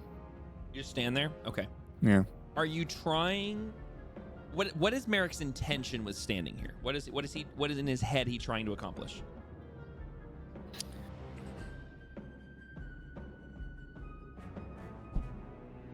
It's more of a strategic gamble because the corner to the left on the map is basically entirely taken up. So what he wants is a clear line of sight on potential targets. I'm sorry. Say that again for me real quick. What he really wants is just a clear line of sight on potential targets without anything in between. Since the corner to my left has been taken up. Yeah. Well, I mean, standing where you are, you have nothing between you and the targets. Yeah. But he doesn't do anything yet. He's waiting for them to get closer. Okay. All right, so in that case, then yeah, they do hit your threshold off when they start to move forward, if not a little bit slower than they were before. And I'd say that they look. Actually, you know what, Merrick, I want you to roll me an intimidation check. That may not be your intention, but go ahead and roll that for me real quick. Spooky, scary shadow man. Intimidation. Roll. Buzzinga. Okay, you rolled an 8. Okay, Yeah, that's not very good. that's okay. They 5 rolled. They rolled a 3, so not much better. So you're good. So yeah, so they start approaching you, and they all look very uneasy as they approach you, like slowly moving your direction of seeing this black silhouetted entity standing in front of them in total darkness and not making a sound. And then Othwin, they hit your threshold. What do you do? It's time to summon my spiritual weapon. Okay. Does spiritual weapon make any kind of light? It does glow, right? Unless she summons something that actually I actually don't know. Let me look at the spell real quick. Hey, if it does, doesn't that's seem to pretty stay. could because it makes it even more scary. Yeah, hold on. You create a floating It is a spectral weapon. Yeah, it might be Um, like similar to like bioluminescence, but Yeah. it doesn't make light. So I don't think. Okay, so I'm gonna make a ruling then. It doesn't project light like your dancing lights do, or like fire or anything like that. But it glows because it is spectral. So everybody can see it in the darkness, but it doesn't emit any light. If that makes sense. I always pictured it being like how if you ever seen Moana, Mm-hmm. spoiler, when Grandma dies and becomes a spirit, Mm-hmm. how that glowed. Okay, so, no, not the like, Kind of like spoilers. that, Like bioluminescence. but more then. like, yeah, kind of more like a spirit would glow in a Okay. way. Yeah. Especially for this really wicked idea I got going right now. Okay. So you're casting a spiritual weapon, but you indicated that it is not your traditional spiritual weapon. What are you casting here? So- Hold on, what did I just do? I don't know. What Did did I you do? place it? I think I placed it. You placed I placed something. a circle. Okay. What are you bringing in there? Hold on, I'm going to send you a picture, Neon, because I don't know how many people actually know this creature. Well, I'm trying to see if it's a creature I can just drag in real quick. Is it a wombat? It is What is that? Can you tell me? a displacer A beast. displacer beast? That Oh, is. man. It is a those are- beast. those It are is cool. a You fake doing creature. what? Okay. It so would be a it's something Othwood would see. yeah. Okay. Being so in the Feywild. I'm gonna bring. Hold on a second. I'm gonna find a. They are technically large, so they would be smaller than It usual. would be. Yeah, I was saying it would be a small displacer beast. It would not Baby be full size. displacer. It's just a young one that just came out of fucking nowhere. Yeah. So hang on. I'm grabbing something here. For the sake of clarity. Excuse me. I'm trying to find something that's close. All right, this will have to work. So it's just a panther. So ignore its stats or anything like that. So I just want to see the image. yeah, so, yeah. Well, the image is nuts. Okay, so this is not a full-size displacer beast. This is a mini displacer beast. And obviously, for rule clarity, this is not an actual displacer beast. This is clearly something else. Let me actually see if I can find. Hold on one second. I may have a thing. Maybe. Possibly. Fucking dude, I hate headphone cords.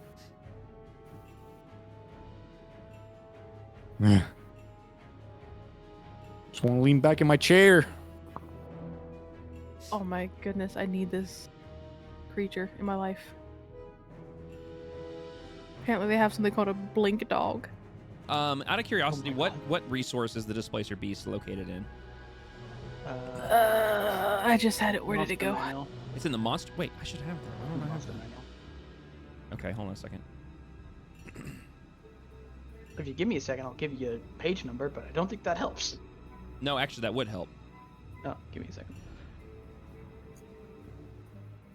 Yay for having a PDF with searchable things. I know you bought like all these school books and shit. did, but if actually, you yeah. just Google Displacer Beast, you'll get exactly what you want. Yeah, hang on a second.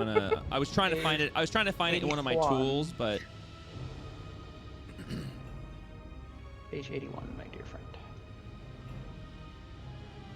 cool. Monster Manual 81. Yeah, because I have the physical copy behind me. I just didn't have it pulled up. So, hello. Why is this not working? Illegal. No, I'm actually pulling it up in my thing right here. But well, actually, wait a minute. If that's the case, I should be able to go to. Hold on. I should be able to pull that up. Holding. D&D Beyond. Hold on to what? Monsters. Here we go. Yep, there it is. Okay, we actually have a Displacer Beast. Okay. I'm sorry to hear. Remember to downscale it when you drag it in because it's a 2x2. Yes. Yeah. So So I'm. Look how it's a terrifying kitten. that face is. Yeah. It's a Displacer kitten. Yeah, it's a Displacer. Yeah, Displacer that's kitten. exactly. It's a Displacer kitten. That's. Yep. Ooh. Okay. Huh. Okay, so to clarify, it is not the same stats as what this No. actually is, because this is a large It'll have beast. my. It's a CR3. It's got an AC of 13. Like, this is not the case. So this is going to have the standard stats of your spiritual weapon. It's just going to look like a Displacer Beast. So Yep. Anyway, sorry for the technical glitch there, but Othwin, as they cross your threshold, you wave your stick, you clutch your amulet, and a flash of ethereal light appears in the darkness and then dissipates. And in front of these gentlemen, in the darkness, they hear... and they all stop dead in their tracks. And they can feel the breath of something, and they can feel the... of something waving through the air above them, as the arms on this Displacer Beast are whipping through the air above. And what you guys with dark vision can see is this panther-like creature, about the size... This one's about the size of a dog. It's not the size of a large, like, tiger or lion or something. About the size of a dog. And it is very spindly in build. It's muscular, but it's smaller, so it's not full built. Has a spindly-like tail, and off of its back front shoulder blades, these large black tail-like looking entities are erupting from it, and they're waving around and whipping kind of like a tail would above its head. There's two of them, and at the end of it, they have these sort of squid-like shaped objects with these tendrils coming off of it, these like little spikes coming off of it, and they're crouched in front of them, staring at them, and it's glowing and then after a couple of moments, it starts to glow. What color, Othwin? Can you describe what color this would be? Just pure black with like. Well, because remember, it has it's a spiritual weapon, so it has a bioluminescent glow to it. So what color glow does it have? It's just gonna be like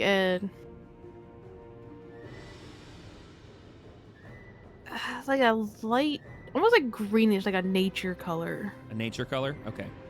So yeah, But like more spirity. Okay. So it has sort of a light greenish bioluminescent glow coming off of, almost like a comic book character that's defined by the lines. Same thing with this sort of greenish glow. All right. And they stop it in their tracks. They can see it, and they draw their weapons, and they kind of back up looking at it. Does the spiritual weapon do anything? Does it attack of any kind? Can I attack right? Yeah, I should be. Can I attack at the same time as I draw? I will say, because we're out of combat initiative at the exact moment, because you guys are springing a trap, so to speak. Actually, let's do this. Oh, go ahead. When you cast a spell, you can make a melee attack. Melee spell. Okay. Okay. This is what we're gonna do. Before we roll initiative, Othwin, you're gonna go ahead and get your one free movement with this, for a free attack with this. So you cast it because you had prepared that action, and it gets attack right away. And Daxori, you're the only other person that has a prepped range. Shit. You have a prepped range attack. If you wish to trigger yours after Othwin's done, you can go ahead and shoot your arrow if you'd like. Everybody else, I think you've prepped mostly melee attacks or shorter range. I don't know. Am I in range? Oh, what you said? Hold on. You were prepping your Am I in lyre. Actually, you might be in range. Hold on, I can't remember your lyre's range. Give me a second. Am I in range?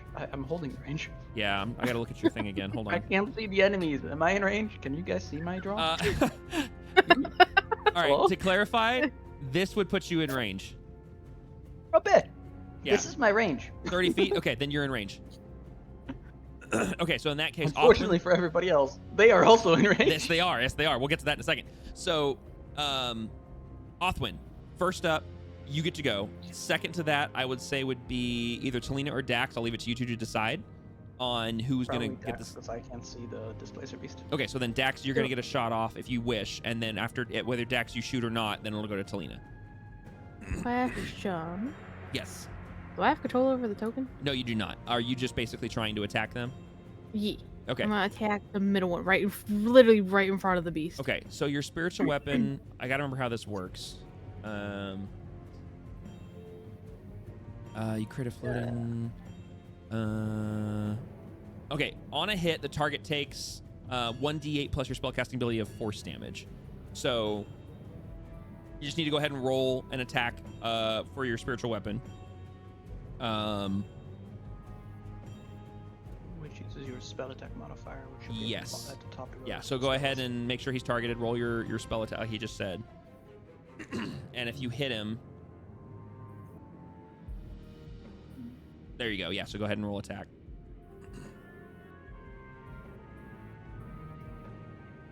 Also, Neon, did you see the message I sent you in game? Oh, I missed that. Ooh. Thank you for reminding me of that. What are we? Ooh. It's a private message that was sent to me. Ooh. Ooh. Okay, so as this displacer beast simile manifests in front of the four low hoods, they jump back out of fear, and that's at the exact moment that it swipes forward with its ethereal claw and misses them. All right, so that is Othwin's prepped surprise turn. Dax, your would be next. Do you want to go ahead and release one of your arrows? You've got several targets in range. Yeah, you got two targets. Actually, you have 3 targets in range if you want to go with your normal range. Yeah, I'm going for him. Okay. Yeah, there you go. And then go ahead and let your shot go.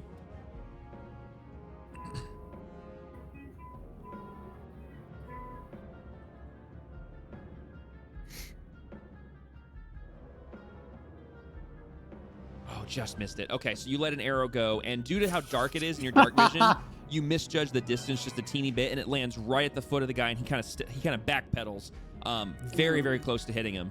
Okay, so both of those attacks have missed. Talina, you're the last person with a prepped range action. Are you going to go ahead and strum your lyre? Yeah, just because I want to have visuals. Where is Burb in relation to corner, and can I step over / around Burb and stand? Is that a me question or is that a her question? That's well, yes. Yes. So Burb is standing because of the way this particular wall is functioning, and we've had figured this out with Basil.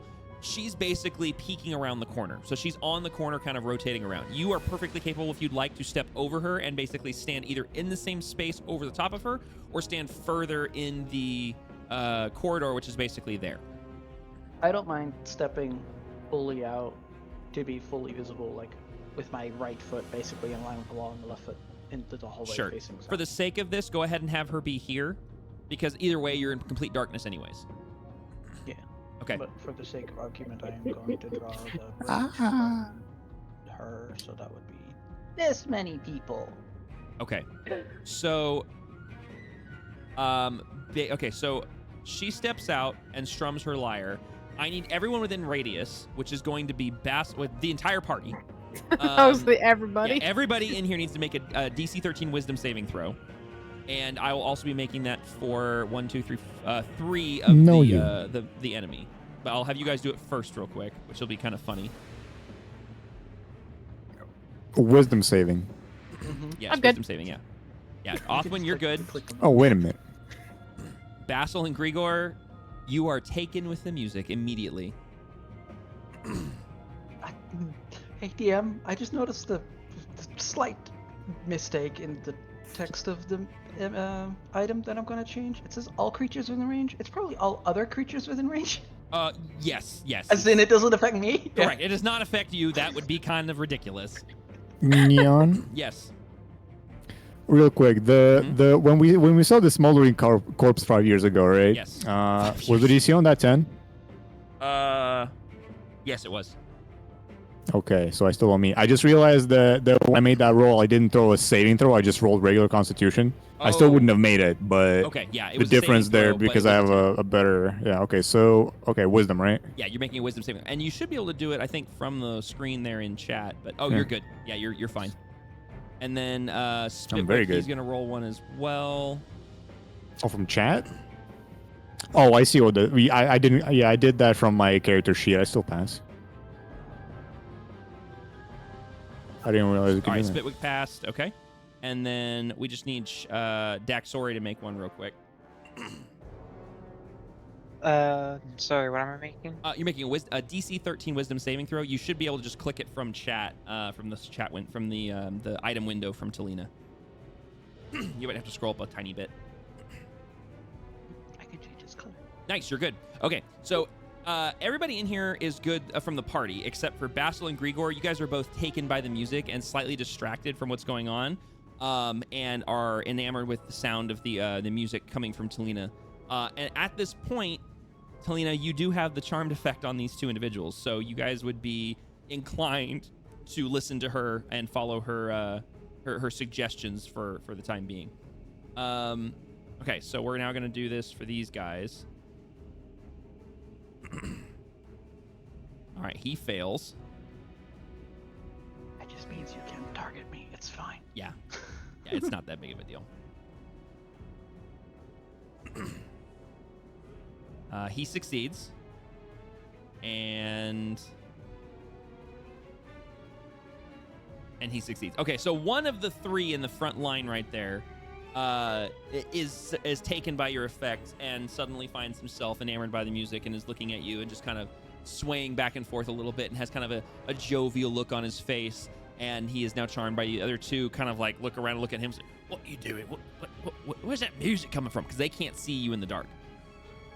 Okay. So there's just suddenly this music, and one of their buddies is just like, "Oh, ain't that beautiful music? Oh, it's so sweet." And the other two are like, "What are you? What are you on?" All right. Okay. So that is all the prepared actions. Now we're gonna have everybody roll initiatives. So go ahead and let me add everybody to the combat order. Okay, you guys are now all in combat. Actually, let me go ahead and remove the. Actually, the Spiritual Beast will count as the spiritual weapon. Are we ready to roll, or do you need us to wait for a second? No, go ahead. Go ahead and click your rolls. Where's my button for initiative?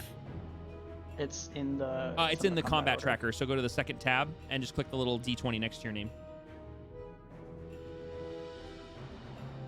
Also, remember you can right-click the combat tracker to pop it out. Apparently, the dice hate me right now. And then Othwin, I'm going to let you roll for your spiritual weapon. Since the way we're doing this is going to have its own. Actually, no. You know what? It'll just play after you. I'm going to remove it from the order.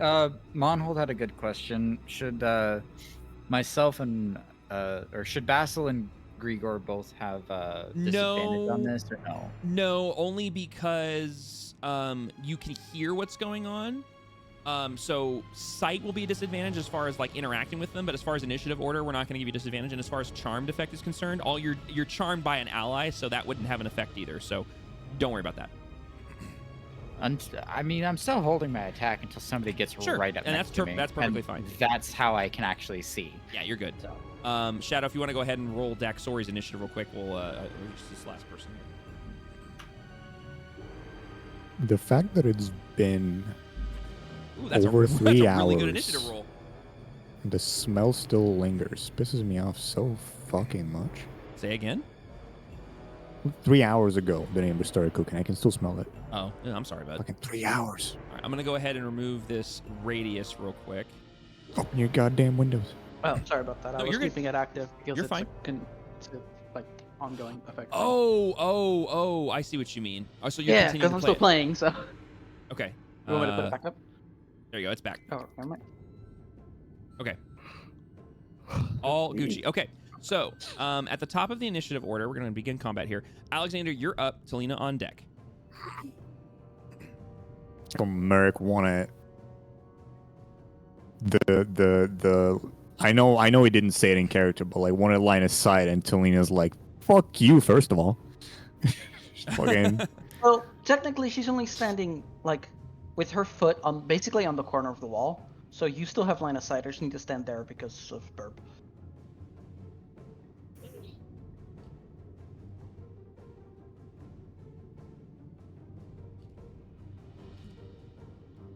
Yeah, that works. Gonna step to her side here, Okay. and then so 10 radius means 10 radius would be that's not what I wanted to do. that right You can draw circles, right? right there is a 10-foot radius from that point. So let's say, for example, if you were to put it there, that would be a 10-foot radius encompassing all of the baddies plus the spiritual weapon, as an example. But No, I'm sorry, that's not correct. That's a 10-foot sphere. 10-foot radius is actually, I'm sorry, I have that wrong. 10-foot radius is maps. It is the distance you drag out is the correct distance. okay. It did do it right. Okay, that's correct. I'm sorry. That is a 10-foot radius right there. Yeah. So Yeah, 10 feet. Okay, so I'm not sure.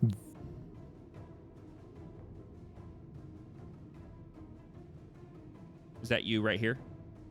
Okay, the fact that this technically doesn't hit the dudes in the corners You can move it up and pisses it would. the fuck out of me, and it would hit the thing too, I mean, which was not my 10, you but hit the it spiritual weapon. grid. Yeah, but Whatever. Merrick steps to Lean's side, okay. and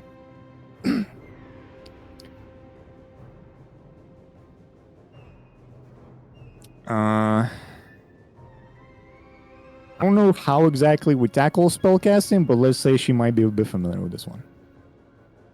What do you mean tackle spellcasting? What do you mean?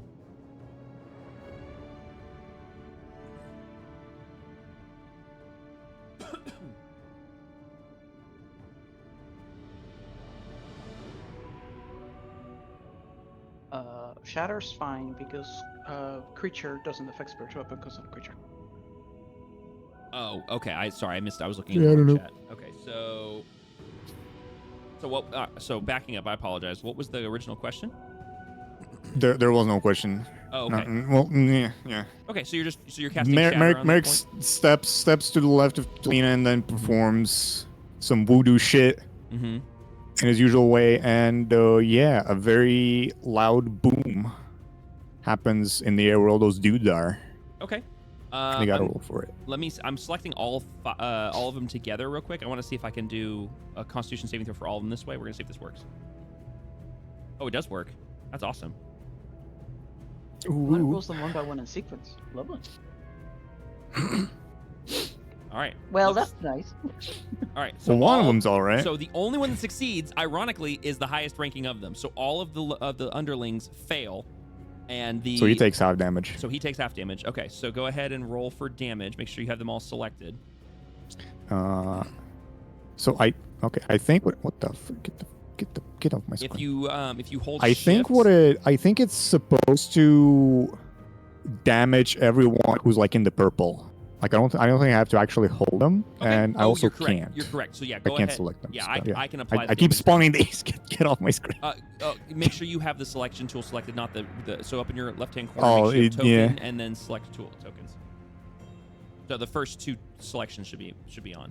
All right, you said it should target them. Yeah, because you just roll for him. Yeah, if you want to go ahead and roll damage, I can just apply it to each of them. It's not an issue. Damage. Mm-hmm. Yeah, shift T to target. That right. is garbage. We're fixing that right fucking now. Yeah, that's two now ones Um, and a 2 for a total of 4 thunder damage. I'm gonna. Where is it? I'm looking up my unique thingies. My unique. You get to reroll. That would be lovely. I get to reroll. I'm gonna reroll all okay. 3 of those Okay. by expanding a meta magic slot. Okay. Go ahead and re-roll them. If I can find where it. There we go. Consume use. Okay. Damage again. Okay. 3d8s. That is a lot better. That's more like That's it. a lot better. Okay.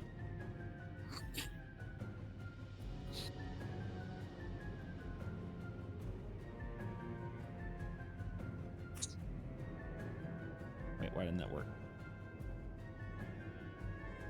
Lack of targeting, maybe? No, I just messed up. No. I'm having to do it manually because he didn't have him targeted, but that's fine.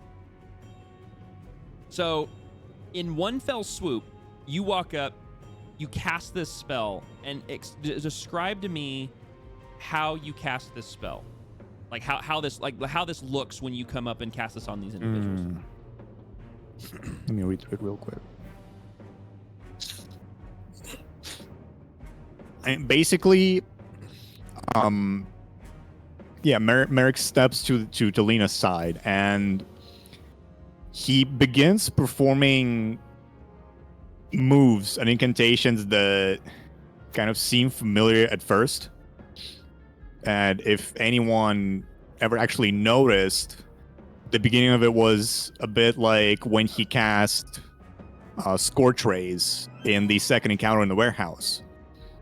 But then it changes, and almost by instinct, the spell casting, like the process of it changes, and then instead of like he still puts out his hand expecting that something's gonna fly out of him, but instead it doesn't. And then in the middle of this banding group, this loud boom basically goes off, and Merrick is standing there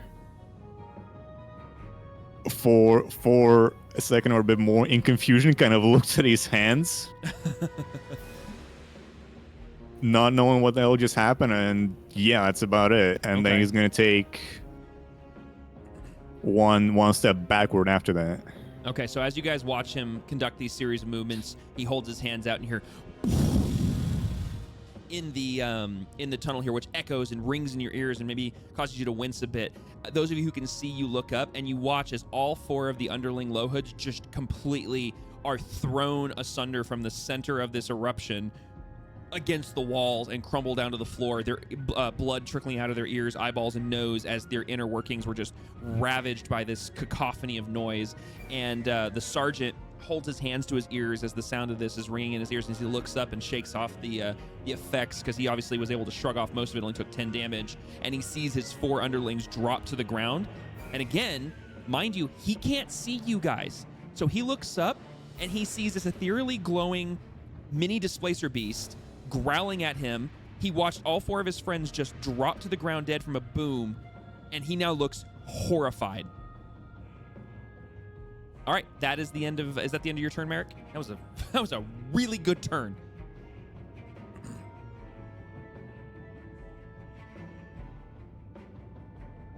Yes, that was it. I'm Okay, also starting to kill counter. I'm gonna have to go back and see who else I killed. Yeah, go ahead and go in there and hit the end turn button. Yeah, Selena, I did. You're up. Because I just got Dexorion, 4 with Dex. 1 hit. God damn. I need So, that loud bang is a lovely crescendo to the song I was playing because, the one that was targeted and affected is no longer affected because it's kind of dead. Correct. Yes. And I'ma yell out to the captain. I don't wish to harm you, but I can't make any promises for my friends. Okay. Are you trying to persuade? Are you trying to intimidate? Or are you just saying this? I'm trying to intimidate, Okay. and if you'll allow me, I would like to use dancing lights to make the glow of the displacer beast even more like actual glow Okay. in the same color as it currently is. I'll allow you to use your action to cast your dancing lights if you'd like. And then I'll say basically your bonus action is you trying to convince him. So if you want to go ahead and cast your dancing lights, actually I'll just drag him in. Or can you drag him in, or will? I don't know. We'll find out. If you go to actors, if you go to the actors tab, you might be able to see yours. Yes. Should be the blue teal ones there. Cast spell, play summons. Doesn't actually play summons. Okay, then I'll just drag him in there. So there's I one. can't drag them in either. Do you? You should have ownership of them though. So do you want me to give you all 4? No, just one that glows Okay. like right there. It's Okay. the wrong color, but it's fine. It's the same color as the glow, so it's the greeny one. Oh, the It's greeny one. whatever. Okay, gotcha. Yeah, I don't have one. Set I'm up for basically that. just making the glow of the creature actually affect things. Yeah. Okay. So in that case, if you're doing that, go ahead and roll me an intimidation check. And I'll give you advantage because you're embellishing this intimidation by making Othwin's Displacer mini beast be more scary, so that he thinks that maybe it's coming from the Displacer beast. That is a nat 20. So that is an incredible roll. So basically, you say this, and it echoes through the chamber at the same time that you're casting this dancing light spell on the Displacer beast. So the Displacer beast is now glowing brighter after this boom. It's staring at him, and he suddenly hears this voice echoing through the room from the darkness.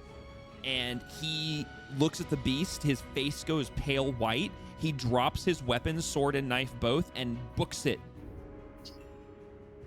Full sprint down the hallway. In one go. Like, I know, out of turn or everything. I mean, just bolts, and he's gone. And actually, I say he's gone. Hold on a second. He makes it a grand total of is 30 feet. If I can remember. Man, I love us using fear tactics. We got a runner. Yeah, you got a runner, all right. And okay, so Talina, is that the end of your turn? Can I just go as he starts running? Sure. Yeah, you can say that. And I'll end my turn with that. Okay, so Daxori, you're up. Captain is up next. You really Actually, hit him with the You know what? nuh-uh. I'm actually going to back up. Because it's not his turn, I'm not going to say that he runs, but he turns to start to run. I'll say that. Because it's not his turn yet, so he can't run yet. But he's dropped his weapons. He's ready to bolt. Hit him with the nuh-uh.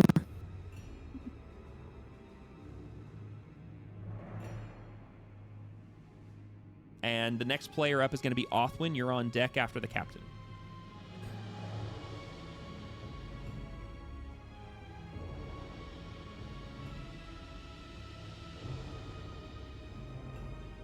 I love casually re-rolling damage. That was a great move, man. That was a game changer right there.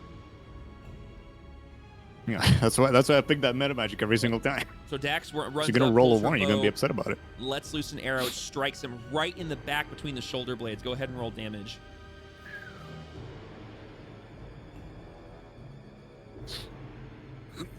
It's actually funny. I was going to give you advantage on the attack because of the fact he's running away. And she does full six. damage. Oh, I love that.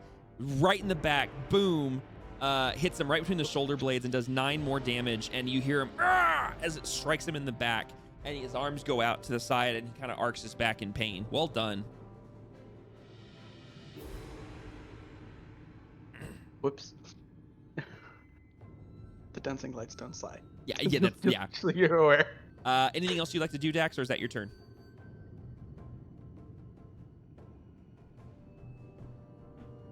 That's it. Okay. Go ahead and Okay. hit the end turn button on your screen, and it's going to be the captain's turn. Okay, so he is going to go ahead and run his... I mean, he is going to use his full movement, and action to just book it 60 feet further into the tunnel. And it uses his whole action, and that's gonna be his turn. So Othwin, it is your turn. And he's leaving a trail of blood, by the way, as he runs from the arrow in his back. Move here. Talina fails yet again. I'm gonna readjust the camera here. How dare you? I know, right? I'm horrible.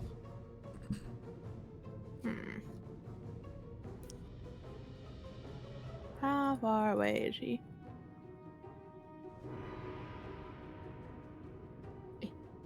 Son of a bitch.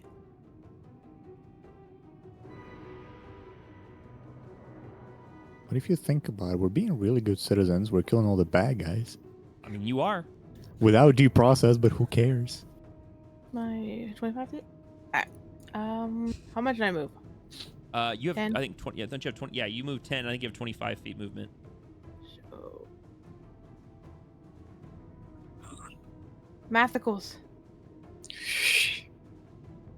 Okay. That caught me off guard. I could go... Yeah, I'm just gonna go off to the side of my spiritual weapon real quick. Alright, 60... I need 60 feet. Son of a bitch! I told you, man. He just watched chaos. He's out of there.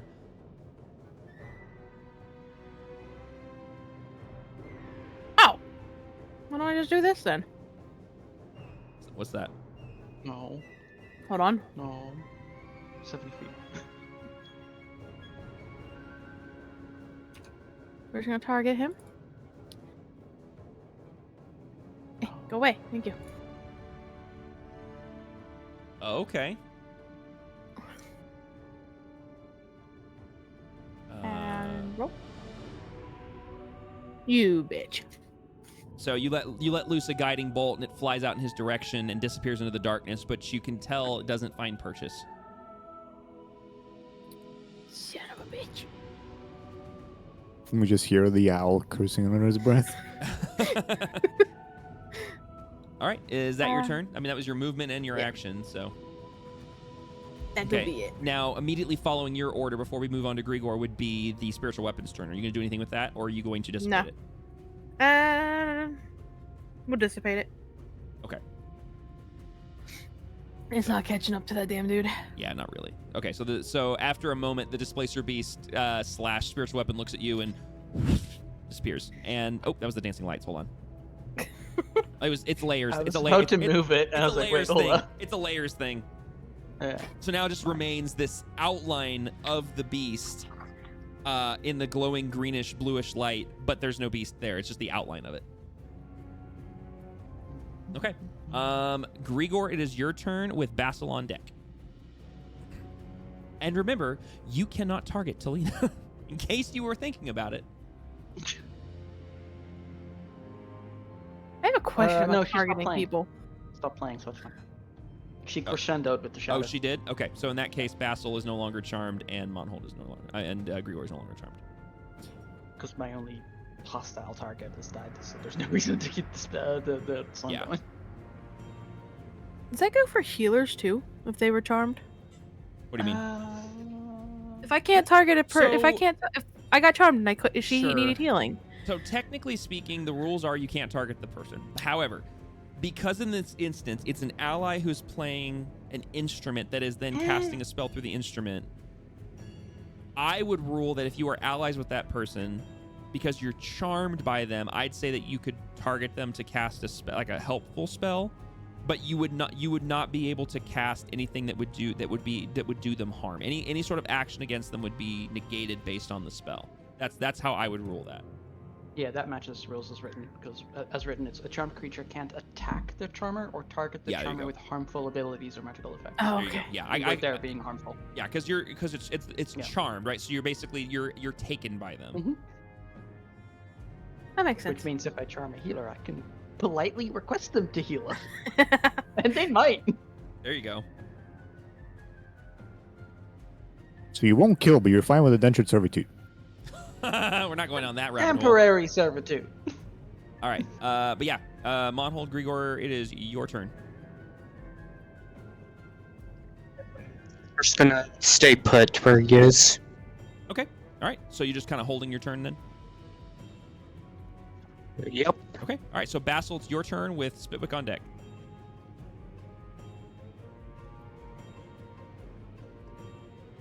All right.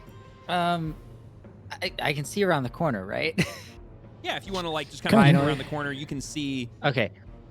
I'm gonna have to move just so that I you can go. actually see. Yeah. Mhm. Oh my God, there's so much death. Yeah, you come around the corner and there's 4 bodies that are basically, it looks like something has exploded with no sort of like scorch mark or anything from the middle of the hallway and has thrown all 4 of them away from something central, and they're all smashed against the wall on the floor, blood coming out of their ears, nose, eyes, any sort of orifice, and they're lifeless on the floor. And you see a set of sword and dagger in the middle of the bodies, and you see down the hall running as fast as they can away from you the sergeant with an arrow stuck square between the shoulder blades. Okay. Quick question. Just what's the range bit on these ranged weapons mean? That's a 30-120. So the foot. 30 is a standard roll. It means you're rolling attack. If it's anything over 30 Okay. feet to a maximum of whatever the next number is, so 120 feet, you're rolling at disadvantage. Okay, well, let's see how. Counting this space, I can get up to this guy. That's 25 feet. This Actually, you can go a little over bit here. further. Well, Well, unless you count that as my 5-foot movement, Yeah, you can. because do I'm diagonal. technically here. Yeah, you can hop around the corner. So we'll do 5 foot. Mm-hmm. About right here. Okay. In either case, it's going to be a very poor attempt at using a sling, but we're going to use the sling. Get there, and as I'm going, I'm putting the daggers away, grabbing the sling, and loading a pellet bullet into it. Okay. Go ahead and make sure he's Prepping, targeted. prepping. And as soon as I get to my spot, that is when the release happens. Sounds good. Go ahead. All right, now remember, you're rolling at disadvantage because he's out of your effective range. You I'll take it. still hit with a 17, so go ahead and roll damage.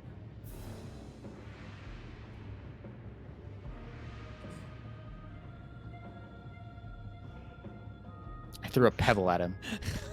I mean, you did. You threw a pebble at him as he's running away from you. So it does 4 damage. That's all that Basil really has for No, throwing hey, damage. I get unless it. I want to use the hand axe. Yeah, that would be that'd be wild. So yeah, you run up, little sling. Hits him in the It's back not of the a head. shot. It's a sling. Oh, It's the and David Goliath sling. yeah, yep. I was thinking slingshot because that's the image, is a literal slingshot. So yeah, and it hits him right in the back of the head, and here as he's running away. He's been shot in the back. Well, hit in the head first with he a had rock. his eardrums basically exploded from the shatter spell. Then he was stuck in the back with a bow with an arrow, and then your pebble. It just got progressively less. It did. It's getting progressively less in damage.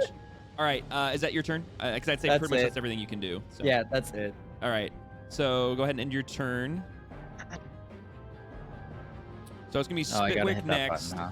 with Alexander. You're next on deck after Spitwick. Spitwick is gonna take his max of 25 feet of movement, which puts him there, and he basically comes around the corner, sees the dead bodies, looks up, sees the guy running away, and goes, "I'll run, you bitch," and that's gonna be his turn. All right, Alexander, you're up. Talina, you're on deck.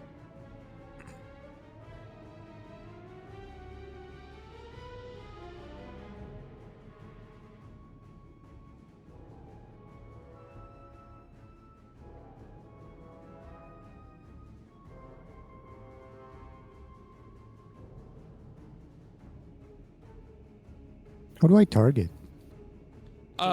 Just hover over him and press T on your Or keyboard. tea? As in target. You need to make me some tea. And You shift can key also, for targeting if one it's enemy. easier, you can also right click and click the little bullseye button, and there should be a target option there. Yeah, I don't know if players can see that. Oh, double right click does it. Or double right, there you go. Oh, double right click would do it. Apparently, double right click does it. Not for me, but that's good to know. Apparently. Does it work for you if you have a token selected? No, it's because if I right click, I get more options for the token to like set visibility settings and whatnot. So double right click just pulls that menu up.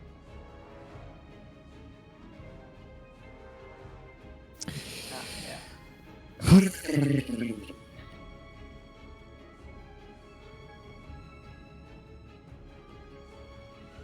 I mean, meh.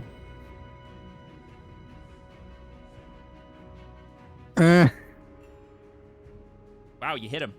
You know, All right, go ahead and roll damage. Yeah.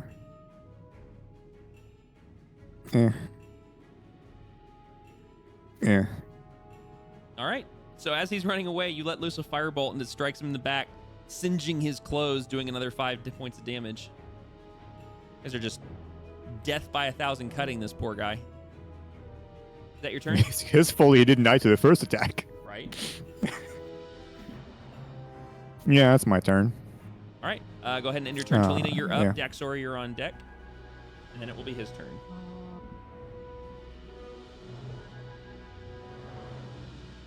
I was going to drop dancing lights, but given that it helps my friends, I'm gonna keep it up.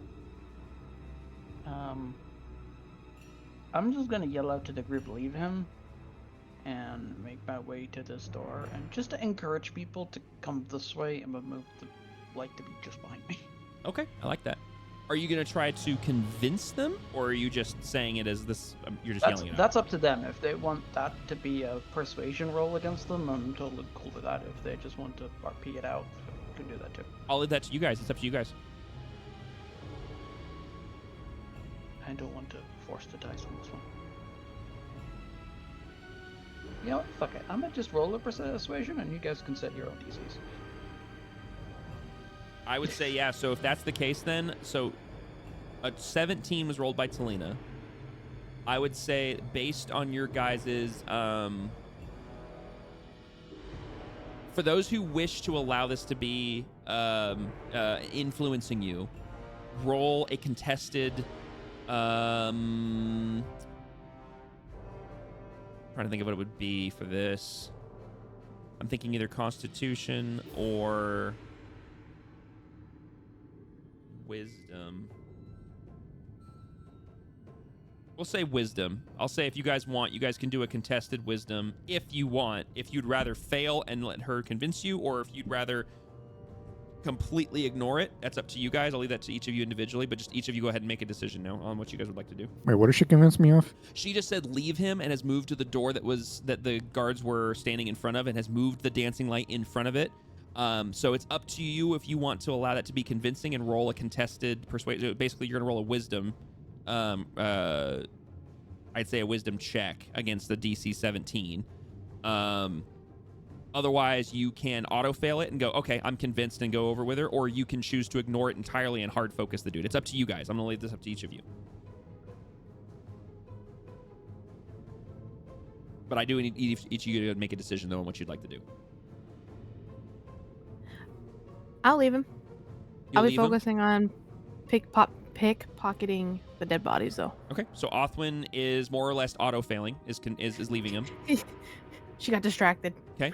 Grigor is saying with Grigor, you're saying that you'd listen to that and auto fail. Is that I'm understanding you correctly? Yes. Okay, so Grigor auto fails and is convinced. What is everybody else doing? Are you guys ignoring? You guys focusing? You guys contesting? I'm contesting and I'm rolling a physical dice. Go for it. And Yeah. So you're gonna do you're gonna do a wisdom check, and it's a DC 17. So that'll DC be 17. yes. That's just a that's just a You have a +1 to that. D20, right? Yeah, D20 +1, and you have to hit 17 or higher.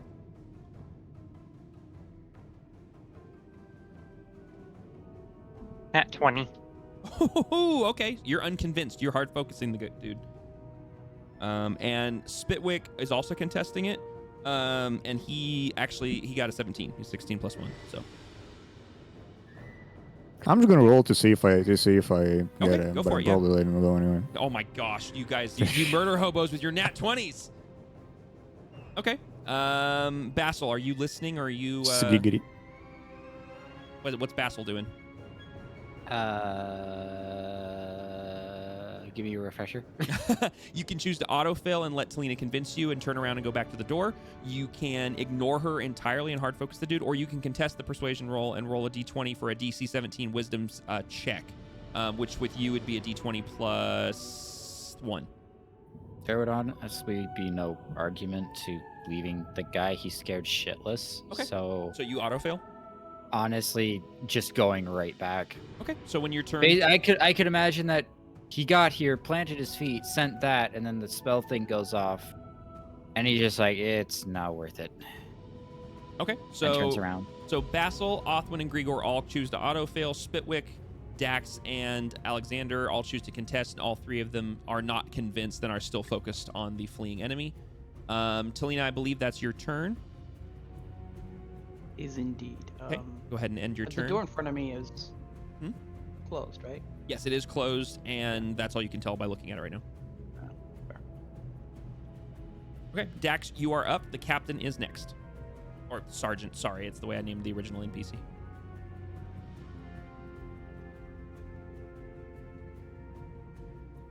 Oh, are you using that rogue? Are you using that rogue movement? Yeah. Let's so go. it's 60, right? For your bow, should be. Or your movement. Sorry, what are you asking for?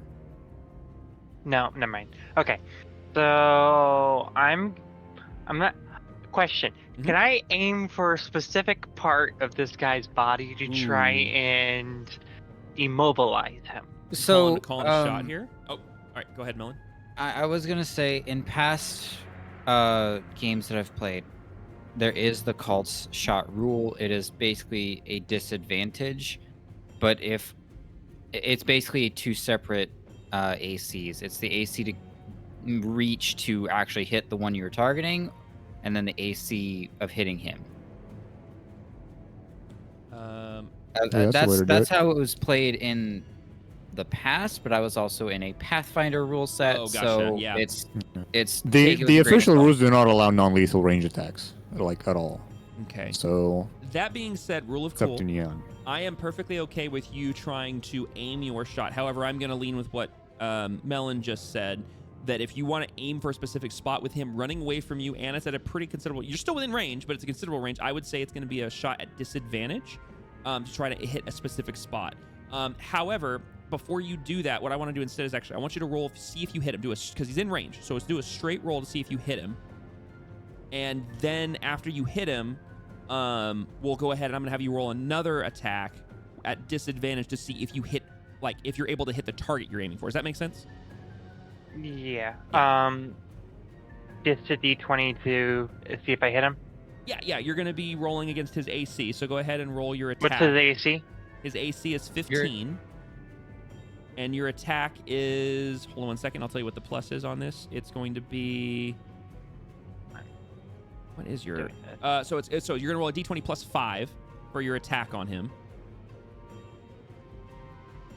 Oh, whoops. So If you're rolling I was gonna physical do dice. this. Yeah. Okay. Plus 5. Yeah, you have a plus. Yeah, because you rolled it. Well, right there, it did it automatically. It did 3 plus 5 is 8. Unless you wanted, but I wasn't sure if you were rolling your physical dice or not. Oh, yeah. I mean, I feel like I should be going back to my physical dice at this point because I'm not getting anything with the digital ones. I'm fine with you rolling your physical dice because I know there was some confusion there. So we can. I'm okay with you re-rolling this as your physical dice, and then we'll just add the math. Okay. Yeah. So roll a d20, add 5 to it. That's your attack, and you need to beat a DC 15. Meets a DC. So 13 plus 5. So there you go, 18. So it hits. So now what you're gonna do is you're gonna roll another exact same thing, DC 15, but you're gonna roll at a disadvantage. So you're rolling 2 d20s, and then add 5, but you have to take the lowest value. So you've hit the guy. The next thing is, are you hitting to immobilize, or are you just hitting him and doing straight damage? Okay, so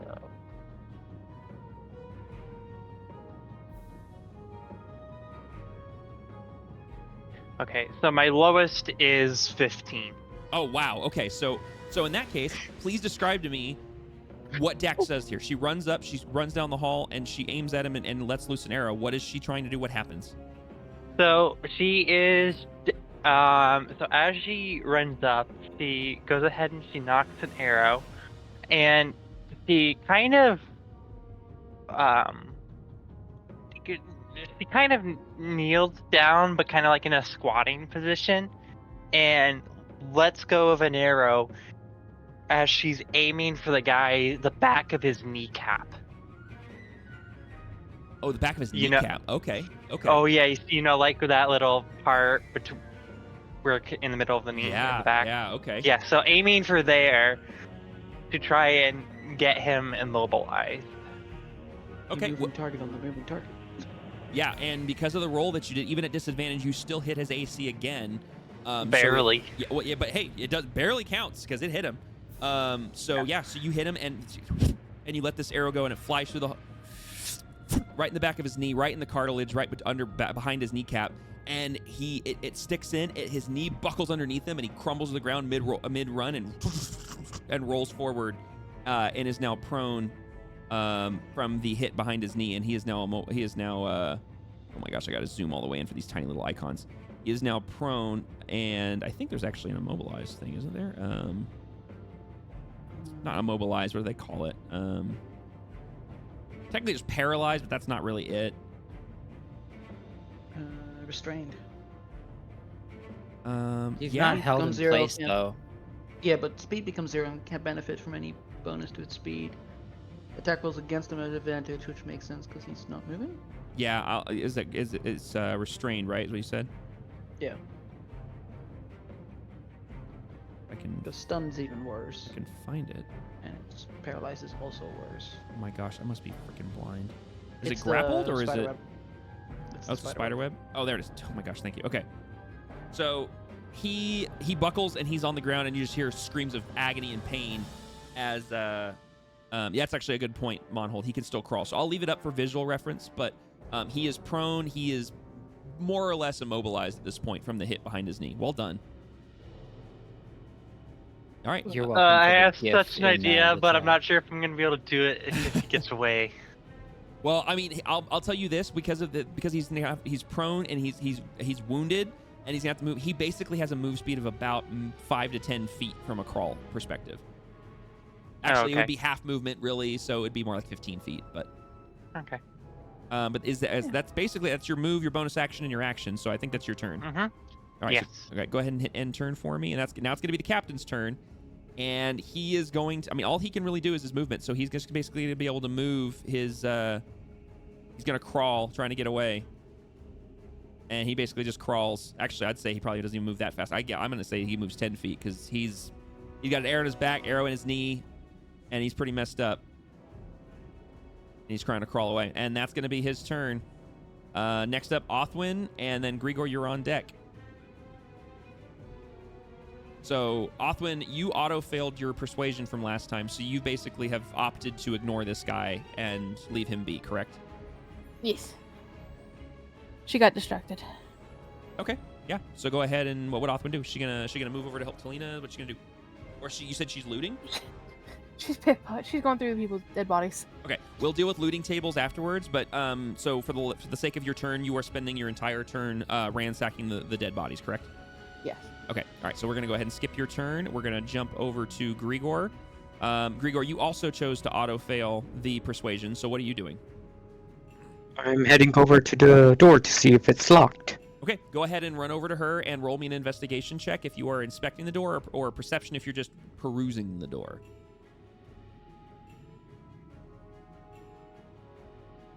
And just for like RP reasons, she's not blocking the door. She's just standing in the It's a doorway, so very she's, big door. like- It's impossible for you to block Yeah. it. It's two large double doors. Or it's one set of double doors, I should say. It's two doors. Yeah. With a 12, you are able to tell that it is in fact locked. You are unable to tell much beyond the fact, like anything else beyond that. You can easily see that the latch between the two doors is in fact down. The door is locked. It's not moving. But you can't see anything on this side of the door beyond that it is a set of large two wooden doors. And that would be your part of your movement and basically your action. You have a little bit of movement left if you'd wish. Otherwise, that'd be the end of your turn.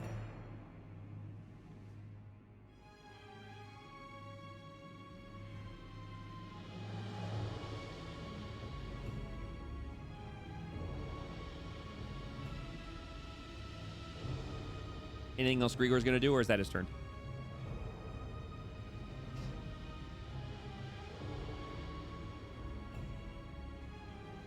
I can use my cunning action with fast stance to pick the door. Okay, you want to use that? All right, so you can use your bonus action to try to pick the lock if you'd like to do that. So I need you to go ahead and roll me a Thieves' Tools check, please.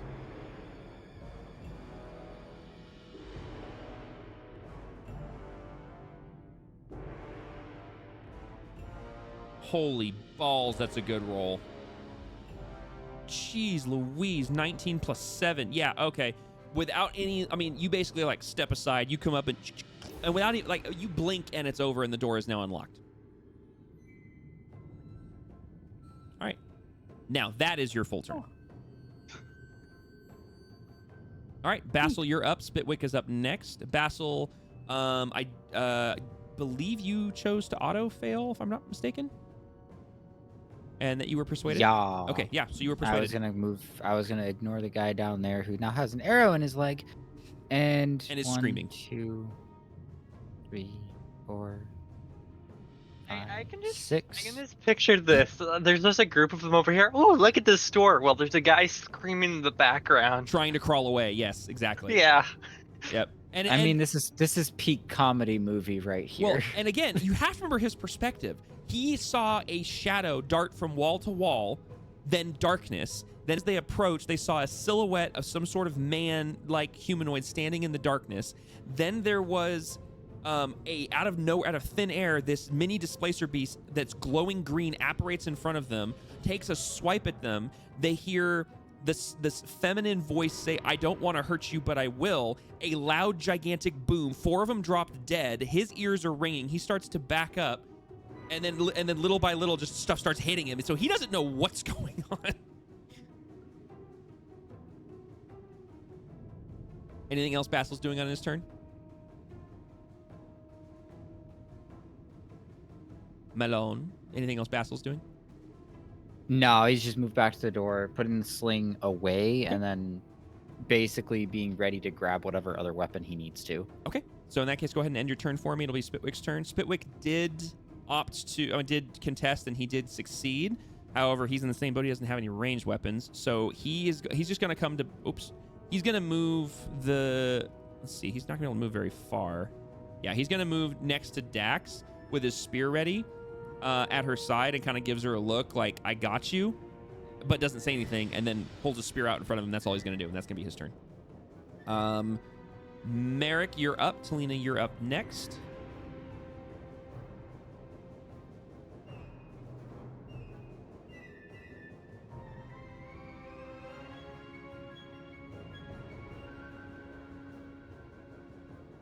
What is Merrick doing?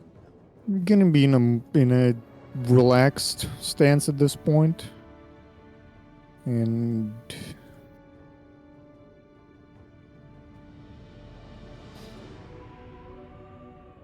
just gonna step here in a place where I can see everything and just quietly observe. Okay, so go ahead. That's your turn then. Okay. Talina, you're up. Dax, you're on deck. I'm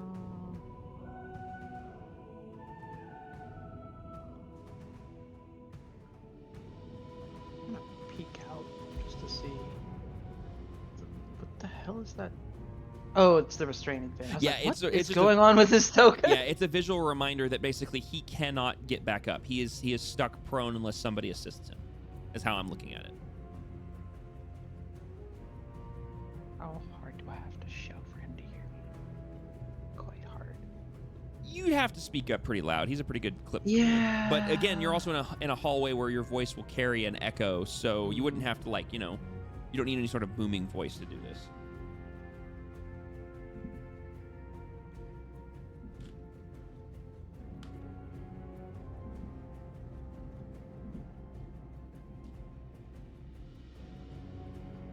Oh, part of me wants to help him to,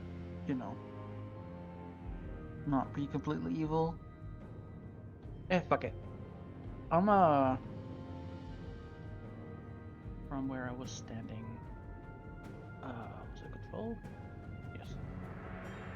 I'm gonna dash. Yeah, I'm gonna dash. Oh, you're gonna ruin Dax's fun. Oh no, spicy Wait, meatballs. Yeah. So, can somebody hold their cursor here so I see where to go? Just hit spacebar. No, because I'm not where I didn't start measuring for my token. Oh, That's fine. Thank you. there you go. Now go ahead and do it. Yeah. I was moving, and then Neon moved me, and I collided with the wall. Sorry. All right. As I pass, Daxori and Spitwick, I'm just gonna give him this disappointed mom glare, as I just walk in between them, not caring if I walk into them because I'm going at full speed. As I tell him, if you stop moving and just lay there, I will help you with your knee. So before we go any further, in order for you to go through them, they have to allow you, unless you step over Spitwick, because technically you can do that. Well, assuming they still consider me an ally, they'll let me. But yeah, I guess if either of them want to block me, they could. I was gonna say yes, but we also know the situation. So the question would be, Are you walking over the top of Spitwick? Are you going around them? Or are you actually going to try to go past them and have to move through their space? I'm stepping up in between them. Okay. So assuming that there's space, they can let me through, or they can try to. So then in that case, Dax, would you stop Talina from going essentially past you? She's not going through you, she's more going past you. Do you do anything to stop her, or are you just kind of watching?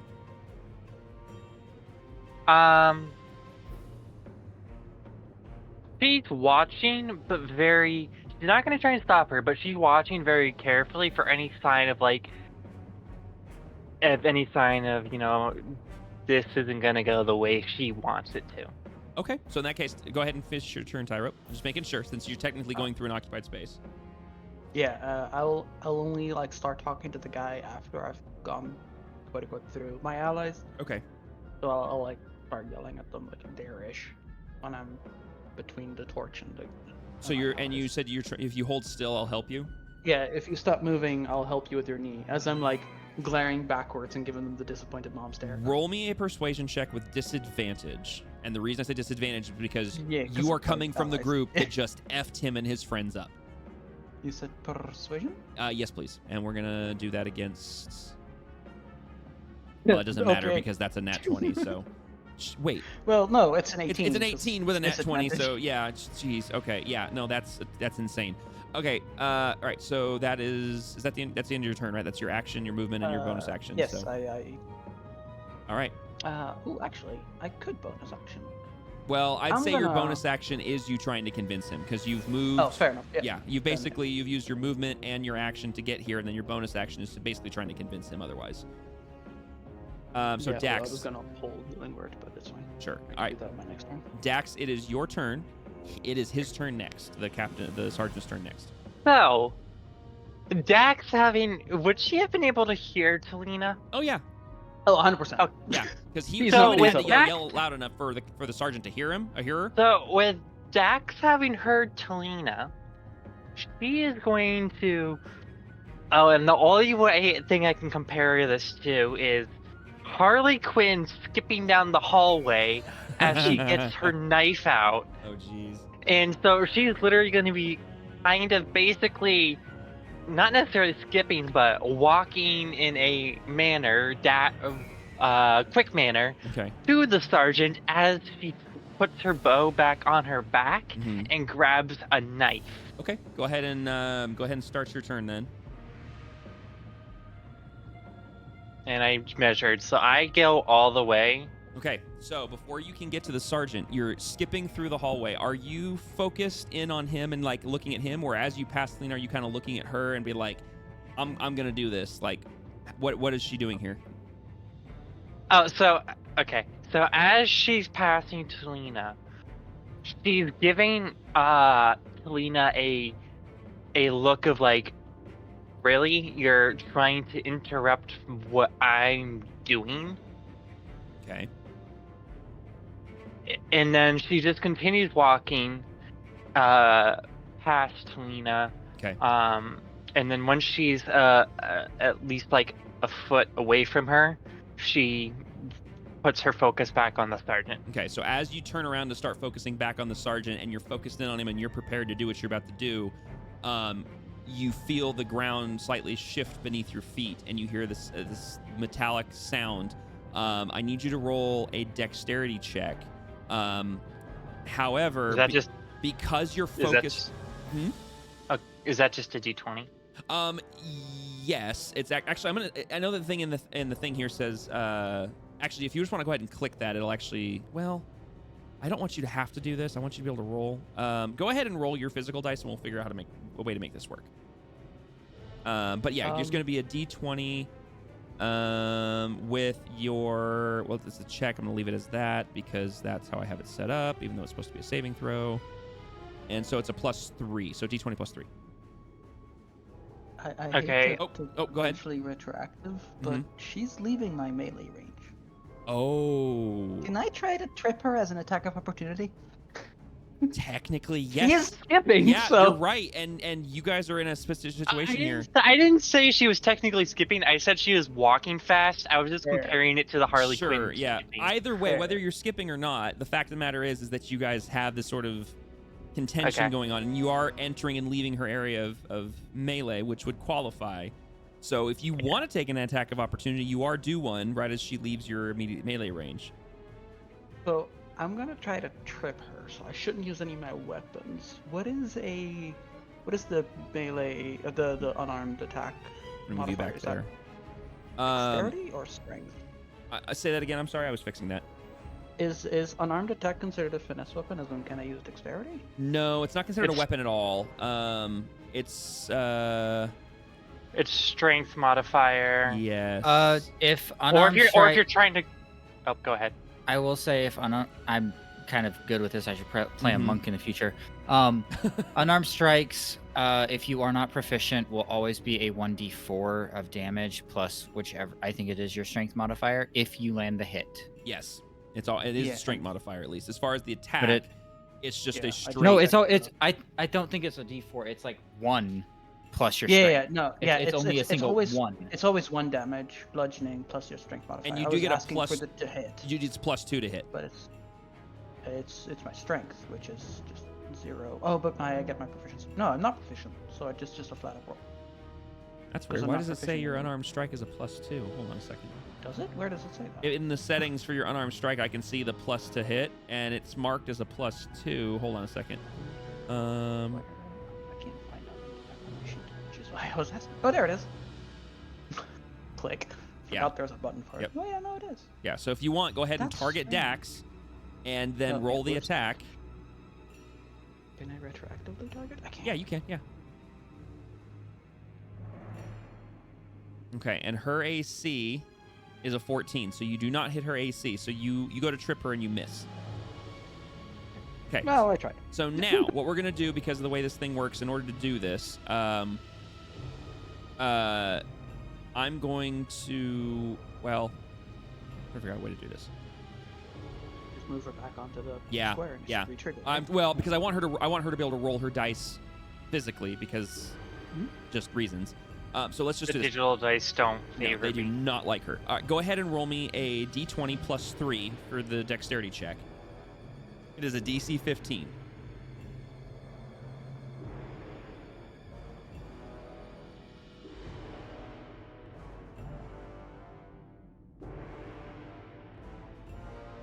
I got a 14. Is that total, or is that before the plus 3? That's total. That's total. Okay, so what we're gonna do then is I'm gonna have you roll. Don't worry about that. I'm gonna do this here because you failed it. So basically, as you step on this thing, you hear the sound, and you're too distracted from almost getting tripped by Talina that you don't notice this pressure plate that you step on. You hear the click. You don't have enough time to react. You look up, and a bunch of small little crossbow bolts erupt out of the mouth of the lion at the very end of the hall and streak towards you, striking you in the leg and the chest, and only doing 3 points of damage to you.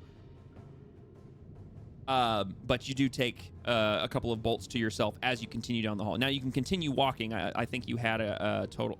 Wait, no, you don't have to take another 3 points. Your temp HP. Oh. Your temp HP took the hits for you. Oh, Yeah. okay. Yeah, you had 7 temp HP I from didn't- earlier. I didn't realize I had temp HP. Oh yeah, Talina, when you guys all first woke up, Did the she speech. did her speech, and she gave everybody 7 HP, temp HP. Oh, yeah. So I'm right here at the end of my walk, I believe. I think that's right. Yeah. Okay. You started next to Spitwick, right? Yes. Was it Yeah, next it was right to there. Yeah. or in It was front right. of? It was right next to Spitwick. Okay. So you. All right, so I'm back one. Yep. Okay. So you're right there. So you've dodged Talina. You've taken a few crossbow bolts from the mouth of the lion, and you're about 10 feet from him. And fortunately, that's your movement. That's your action, and you still have a bonus. Oh, well, it's your movement and your bonus action. So you still have an action technically. But I mean, you're 10 feet from him, so I'm not really sure what you can do. I mean, I can think of something you can do, but I'm not going to say it. Oh, I am very well aware of what I could do. Can I attack him? Can you attack him? Is that what you're asking? Yeah. So you can attack him. I don't. You can attack him with a ranged attack. You do have your dagger in your hand, so you can throw it. If you wanted to swap back to your bow, that would be your action because you specifically put your bow away. So you wouldn't be able to Yeah, attack no. him this round. I would be throwing my dagger at him. So as a reminder, ranged attacks to prone enemies are at disadvantage. Mm-hmm. So you can do that again, but you're gonna be attacking him at disadvantage. Although the last time you rolled at disadvantage, you nailed it. So what do I know? Yeah, I'm still gonna be throwing my dagger at him, and Okay. this time I'm not aiming for anything particular, but I am hoping to get his other leg. His other leg. Okay. So are you calling that shot, or are you just attacking him? Just attacking with hope that I get that other Okay, leg. good to know. So for Flare, gotcha. Okay, so go ahead and make sure he's targeted. Roll a ranged dagger attack at disadvantage. So just my D20, and then lowest number. It would be hold one. It's going to be D20 plus 5. Okay. For the hit, but it is obviously the ranged variant of it. And it's going to be against his AC of 15.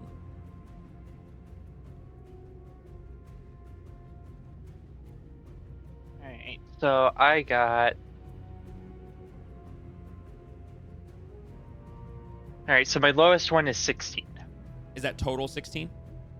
Yeah, with Okay. the plus 5. Cool. Okay, so you do in fact hit him. So now you're going to go ahead and roll for damage, which the damage is going to be 1d4 plus 3. 1d4 and then plus 3. Which one? There we go. I had to find my 1d4 dice that was hiding underneath my keyboard. And then just let me know what that total value is. 5. Okay, so he takes 5 points of damage from the blade. So yes, you basically you dodge Talina's trip. You kind of scoff and you look back at her. You look forward. You hear the metal. You look up, take the bolts, and you kind of stumble forward, keep walking, and you're getting pissed off. Come up and you just throw your dagger down at him as you're walking towards him. And you do hit him. You don't hit him in the knee. You hit him more in the upper calf area, like kind of closer to the hip. And it strikes his other leg, and he screams out in pain as he grabs the blade. He's got one hand holding the arrow behind one leg, holding the dagger stuck in his leg with the other hand, and he's not looking too great. He's in and for the last thing for my turn is not an action, but as she throws it and it hits, she's gonna be like, "I'm going to enjoy this." Yikes. Okay. Give me a second here. That's a negative. Oh, Point towards her. Okay, so before he starts his turn, because he is up next, go ahead. You can go ahead and end turn whenever you're ready, because that's all stuff you can do. Oh, whoops. You're Yep. good. So before he starts his turn, I just basically real quick, I'll tell you guys this because I can't believe the dice are telling a story tonight. I rolled a quick Constitution's saving throw on him. He rolled a nat 1. So he is now openly weeping. Like you can see tears coming out of his eyes. He is exclaiming and letting out exclamations of pain. He is trying with all his might to back up, and he is going to use his turn to back up a bit. So he's going to get his 15 feet of crawl speed because he's prone. Actually, you know what? Because of his other leg being injured, I'm gonna say he's only moved 10 feet. Or I'm sorry, 5 feet. 'Cause I moved him 10 feet before, so he's only able to move 5 feet back. I was 10 feet away, and he is actually going to he's going to muster all his strength through his tears, through his anger, through his pain, and he is going to pull the blade from his leg, and he's going to throw it back at you. So he is going to throw a dagger at you. He doesn't get disadvantage, but he rolled a nat 1, which again, dice are telling a story tonight. He rips it out, screaming in pain. And he throws the blade your way, and it doesn't even get anywhere near you. And and Talina, you watch as this blade kind of clatters to the floor a few feet in front of you and just slides across the ground. And as the blade misses you and flies beyond your head, Dax, and you turn back towards him, you can see he's just, again, he's, please don't, please. I don't know who you are, please. And that's it. And that's his turn. All right, Othwin, you're up with Grigor on deck after.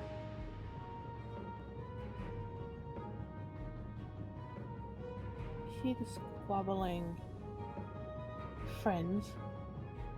That caught the burb's attention. Yeah, you guys you wouldn't hear the exact words he's saying because you're pretty good distance now, but you're hearing this cacophony of noises come from the direction of Dexori and Talina, where you're hearing shuffling, you're hearing metal on stone, you're hearing cries of pain, cries of some sort of begging possibly, but that's about all you're able to really make out.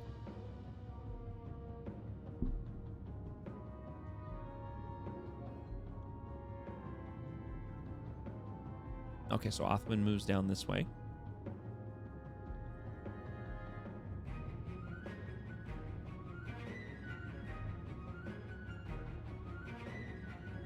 It could. Why is it always the last one's a wimp? I mean, I don't know Because if they can wimp tell is the what we right did word. with the others. This dude has been, the last, like, remember, this is only, what is this, 2 rounds of combat, 3 rounds of combat? It's been like 20, like less than 20 seconds. That's fair. And in 20 seconds, he went from like scolding his underlings for not doing their job properly to all of them dead, and he's being chased by these demons coming from the dark. Because remember, one of the first ones he witnessed face to face was a tiefling with fire hair. Like, I was about to say, yeah, no, Uh-huh. he can visibly see, if anything, at least my Dexori's fiery hair. yeah, like I said, this dude is having a very bad day.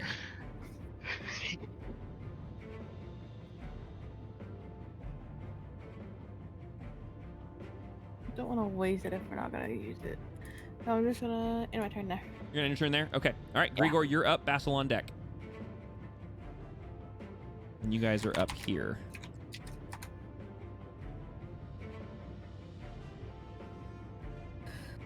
What is our intrepid swordsman up to? Just waiting at the door.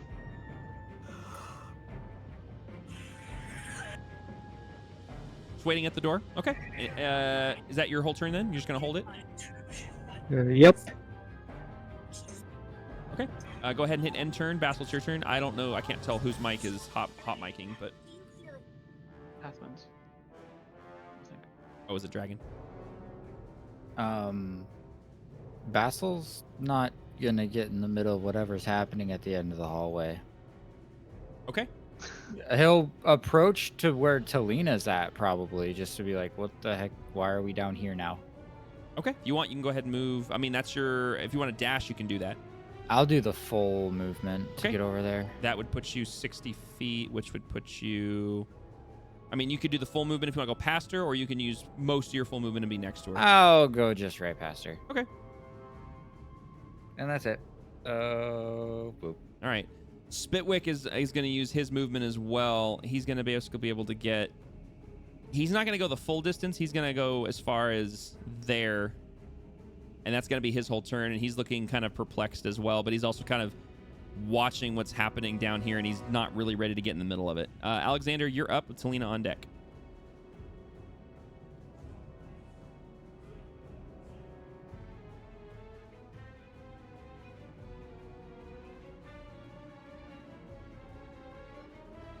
Is Jesse there? He's doing something. Yeah. He's moving a distance thing around. Can you remind me where Dax stepped on the trap? Dax basically I stepped on a would've seen that. I trap was right paying around attention. here. Yeah, I was about to say, Oh. I don't think it's within your walking range. So you're saying that... Wait. The guy ran through there. He didn't step on it. Did he know it was there?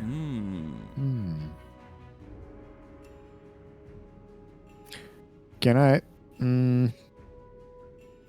I don't want to. Okay.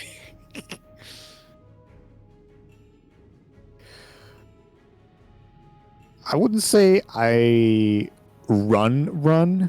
Okay. We can say that for a little bit. He's kind of just, joggily, just kind of this way.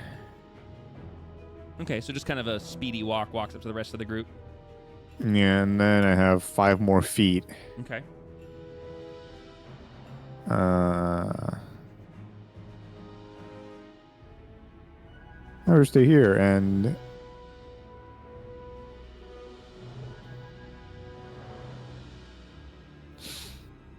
This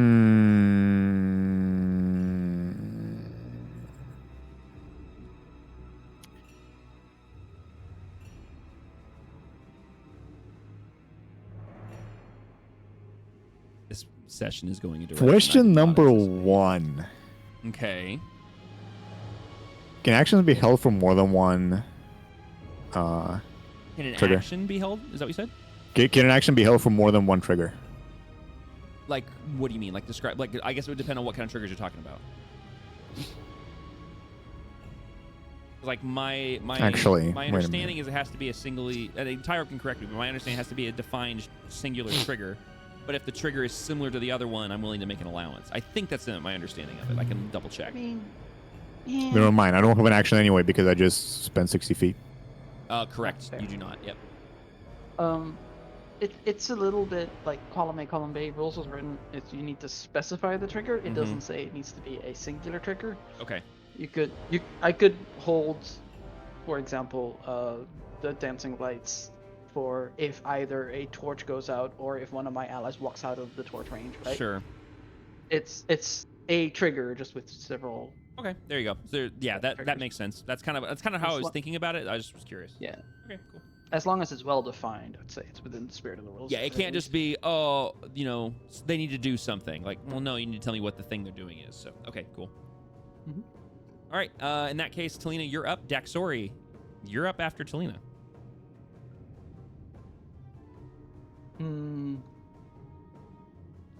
You know that feeling? I don't know. Most of you probably know this. You know that feeling when you, as a teenager, has messed up and your mom is like about to give you the biggest scolding of your life. Mm-hmm. Okay, I'm gonna need Daxori to roll a DC 13 Wisdom save. Oh, My dancing snap. lights disappears, by the way. Okay. All right. So the dancing lights. Let me go back here and so they snuff out. So unfortunately, Grigor, you are now finding yourself in darkness. And okay, so in that case, yeah. So Dax, you need to roll a DC Wisdom saving throw, which means your saving throw is going to be a D20 plus 1. Before you actually roll it, because you can choose to fail it if you want to. The suggested course of activity that Talina speaks as her. So you guys have seen her lips get this like purpley magically effect, and it's been pretty subtle and contained to her mouth before. She's putting emotion in this one. It's sparkling and basically engulfing from her nose to her chin and both her cheeks. Like, Wow. this one feels like it's got some gusto behind it. And she says, "You leave him alone and return to that door right the fuck now." Ooh, Talina's using the F word. All right. Dang. Okay, so you have the option. You can either choose to auto-fail it and take the suggestion, or obviously you can contest it. But you need to succeed on a DC Wisdom saving throw, which is a D20 plus 1. You know what? We're gonna continue with the group infighting. You're going to roll? I Yeah. respect it. All right. I heckin' respect it. And just for Jeff's benefit, in Discord I have been clearing that this is cool with the I got a players. 20. Fucking You got hell! a nat 20? Not a nat 20, a dirty 20. Okay, dirty 20. Dirty Okay. 20. Oh. So you succeed.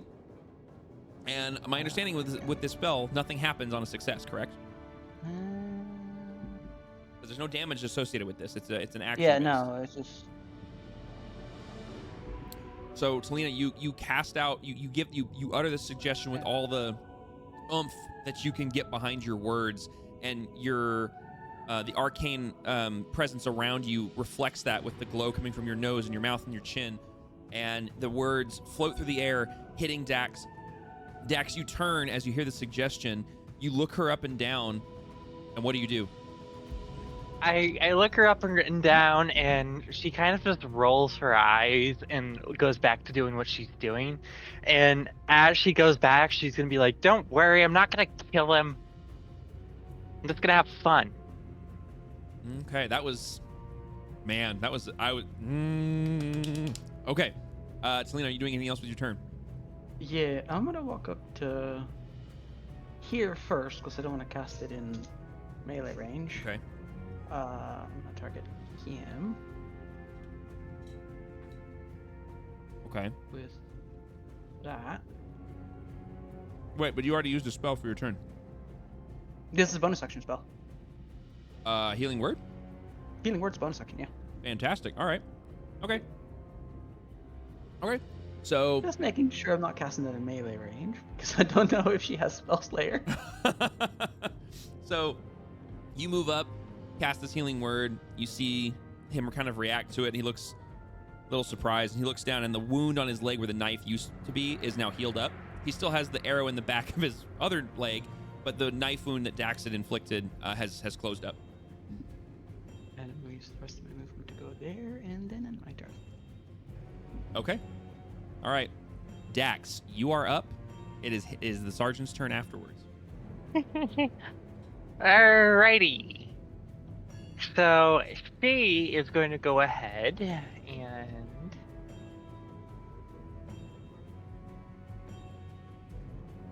hold on.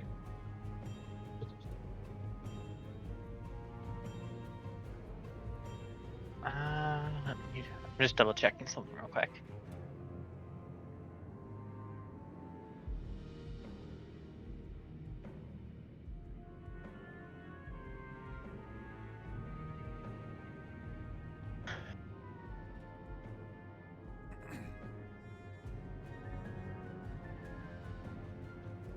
Okay. So what Dax is going to do is she's gonna stay right where she is. She doesn't want to risk getting tripped or anything like that trying to go, because she already knows Talina's done it once. What she is gonna do though is she is gonna move over one. She's gonna look at him. So technically, before you go any further, Oh, you just I was gonna say you moved out of her melee range. you know. This gets confused. For the record, as a DM, this is getting confusing. I'm like, you're allies. No, wait a minute. No, you're like, what's going on? No. For the sake of Okay. argument, you can consider me a third party in this. Yeah, at this point, yeah. Talina does not identify as an ally. She identifies as a threat. Yeah, clearly. Violence is never. I like answer, that it's a she's the solution. one of the two you decided to say that about. Oh no, Talina's a That's threat true. to Dax. Dax a threat to this poor guy. Dax isn't identifying as a threat. Dax is identifying as a problem. A chaotic evil problem. Yeah. Selena's Uh, on CM. So what Dax is gonna sit fine. Dax is gonna stand there. She's gonna look at her the guy, and without doing anything, all of a sudden her hands start to glow bright orange, and she's gonna cast Burning Hand. Is that a ranged attack? That's an 8. Yeah, 15 feet. Wait. Was that a cone or a It's range? a 15-foot cone. Oh. Okay, so in that case, if you're doing a 15-foot cone, that's gonna be. I don't know what the cone looks like. that's Oh, the it looks like that. Which, That's only a 10-foot cone. not when I drew it. No, 15 feet is right there. Oh.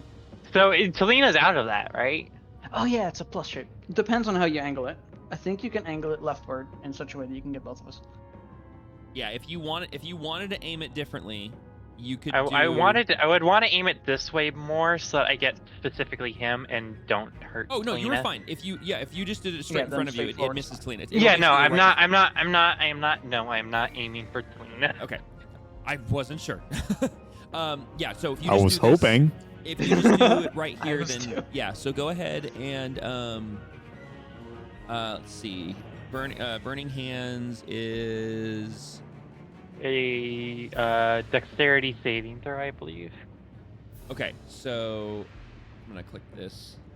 Yeah, hold on. Let me cast it, and I think it'll ask for dexterity saving throw. It should, which will help me out. Which he's gonna get a disadvantage No. because he's prone. Wait, no, wait. I wanted. What did it do? It's okay. What are you trying to do? It placed another cone right here, and I don't know why. That's fine. You're good. All right, so Okay. yeah, so he's gonna roll and he's gonna get disadvantage because he's prone and injured. He just rolled a 2, so he fails that. So he's gonna get His other one would have been critical success. It would have, which would make Yeah. 0 sense for him being injured on the ground. Like you said, the dice have a story. Yeah, it's true. All right, so it's gonna go ahead and hit him. So go ahead and you can either roll physically for the damage, which is 3d6 fire damage, or you can roll digitally and we can just apply it. It's up to you. I'll just damage. I'll roll physically. You said it's what is it? 3d6. That's the triangle one, right? No, d6 is like a regular standard die. Oh, yeah. Yep. Yeah, the triangle one's a d4. For the sake of A, theater of the mind, and B, rule of cool, are there any flammable objects in the area that aren't being worn or carried that can ignite? Not in this hallway. All right, no, Thank you, Ty, for reminding us about environmental damage. Oh, trust me, No, I think no, about it. It's just you guys are in a stone hallway right now, so I'm just gonna do this. that's not a bad roll. I just wanted this to go on in a flaming hallway, not gonna lie. So, let me read the description of this real quick. Okay. And since he's crawling away, I would assume it's mainly his legs that are gonna be Correct. in the blast zone. Oh, you're reading the cult shop thing? No, I was reading the description of burning hands to get a better idea of how this is affecting him. So yeah, you I'm basically Anakin Skywalkering him. you are and what's that?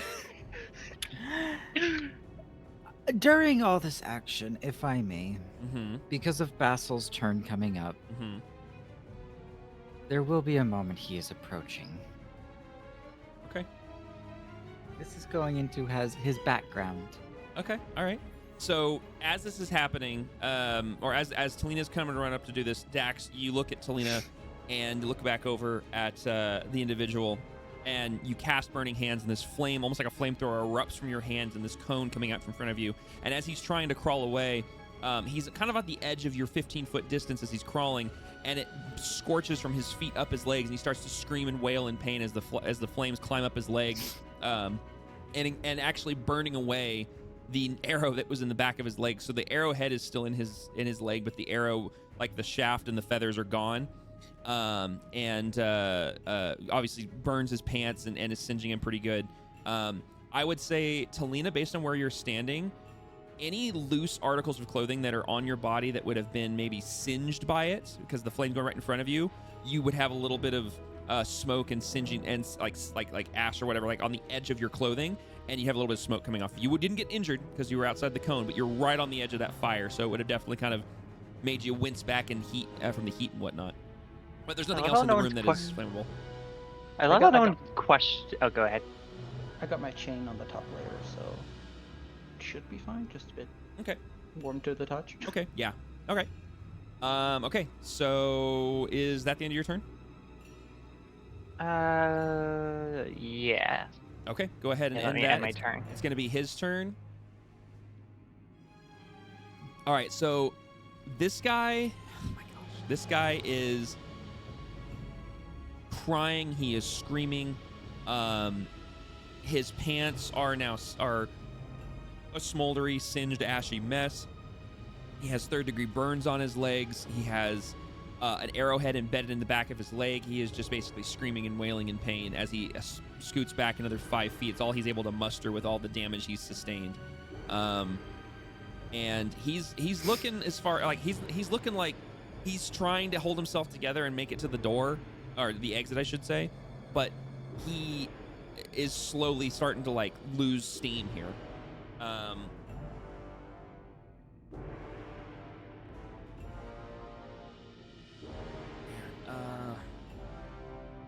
Yeah, there's nothing else he can do. Yeah, so he's just wailing. Please, who are you? Leave me be. And he starts backing up. And that's it. That's all he can do. All right. Othwin, it is your turn. Grigor, you are up on deck.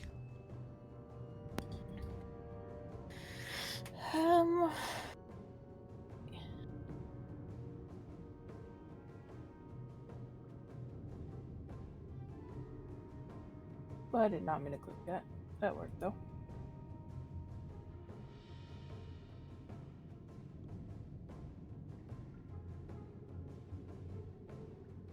Wait, how far is this spell? Hold on, I've got mathicals again. Is Burb about to attack Daxori? Not exactly attack. Oh boy. Why did Dax end up being the target of everyone? Oh, gee, I wonder why. It's not like she's handing out candy. I can assure you, Vassal's actions are not going to be ones of violence. I think it's creepier that Melon has gone monotone, not because Basil's not there yet, but even Melon's like, I assure you, there will be nothing of violence in my actions. Zone of Truth. Oh, what does that do? Ooh. Do you want to read it or do you want me to? Go ahead, Neon. Take it. It says, Zone of Truth. You create a magical zone that guards against deception in a 15-foot radius sphere centered on a point of your choice within range. Until the spell ends, a creature that enters the spell area for the first time on a turn or starts its turn there must make a charisma saving throw. On a failed save, a creature can't speak a deliberate lie while in the radius. You know whether each creature succeeds or fails on its saving throw. An affected creature is aware of the spell and can thus avoid answering questions to which it would normally respond with a lie. Such a creature can be evasive in its answers as long as it remains within the boundaries of the truth. Are you casting this? Are you doing it? Yes. Okay. So Talina, Dax, and the Sergeant are all within radius. So since you are, so when it starts your turn, you have to make the saving throw. Right, start my turn. That's fine. Don't worry Oh, about it. so if we have to make the save. We have to make the saving through at the start of our turn. No, I Yeah, thought if we not if we aren't. So even if we're not being asked questions. Yes. Well, it says, it Yes, specifically 'cause you're, says that you're, when, you're affected from the moment you start your turn there, or Yeah. when you enter. so all of you Okay. guys will be, I mean, you guys can roll it now if you want, because you're all going to start your turns within the zone. So, The yeah, sure, funnier why not? part I'm gonna is- choose to fail it. That's fine. The funny part is nobody knows what the bird casts, Yes, unless that's the they thing. speak her language. yeah, so you guys would have, so those of you in the back line would have seen Othwin wave her stick and clutch her amulet and mutter something under her breath, and something happened, but you don't know what had just happened. I do need to ask, Mm-hmm. what was the language? Because if the spell had anything, if it matched Vassal's languages, then he would know. Which one would it be, Dragon? It's whatever the Feywild speak. That'd be Sylvan. Is it Sylvan? So Yeah. Vassal would hear it if you want to, like, So if you want, you can type do it in. You a can little type, bit of the, yeah. You can type that into the chat, selecting the Sylvan language. Basil will be able to read it, and nobody else will. It's I have to get higher than 12, right? Yes, you need to roll a DC. Beats it, yeah. Yeah, DC. Okay, I got 21. So. Oh, jeez. Yeah, you're Okay, good. never mind. All right, so you automatically succeed. Othwin, you know that Dax has succeeded, that she has shrugged off this spell's effect of the Zone of Truth. You do That's know one strong-willed person. yeah. You do know Unfortunately, yes. that Talina has failed. I've not yet decided. You've not decided? Okay. Yeah, Okay. no, Apologies. because I just realized that Selena wouldn't know the spell. Okay. I don't think. No. Ooh. Empty scribbles. Oh, spicy Basil. meatballs. Vassal overlooking his shoulder at little Burb, whose eyes are aglow, and the spell's just going off. It's like, Yeah, everyone does forget her eyes Aw. do glow with the spells. Uh-huh. Oh, spicy meatballs. This is not how I thought tonight was going to go, and I'm so here for it. Okay. Okay, so Othwin, that's your action. Are you going to move or do anything? I already moved. Oh, I didn't move. Like, I don't remember how fucking far I've moved. I think you did use your full movement. Oh, like, You were 5 feet, but I feel like you were over here though, weren't you? I don't remember. No. either way, doesn't matter. we're fine. Okay. So in that case, if you want to go ahead and end your turn, Grigor, you're going to be up. Basil, you're on deck. Grigor, again, you're now in darkness since the dancing lights have vanished. Oh, yeah. Whoops. Like, Where is Grigor? He is back the near door. the door where everybody was going, and then now everybody's got nope, screw that, we're going this way. So Grigor's been ditched back at the door, and he just all you can hear. I mean, you can see it because of the light down the hall, but there's something pretty serious going on down the hall at this point. And it's not like we're being quiet. No, so you there know is, where we are. and you can hear the sergeant like cries and screams of pain coming from down the hall. Cries of pain. That's a new word. Well, scry is a thing you can do in D&D. This is not that. Yeah, no. What level is crying? I'm curious. Oh yeah, because of the angle of the view. Yeah, so, I mean, if you wanted, you could easily lean around the corner without having to actually move and see. You'd be able to see basically the whole group down the hall.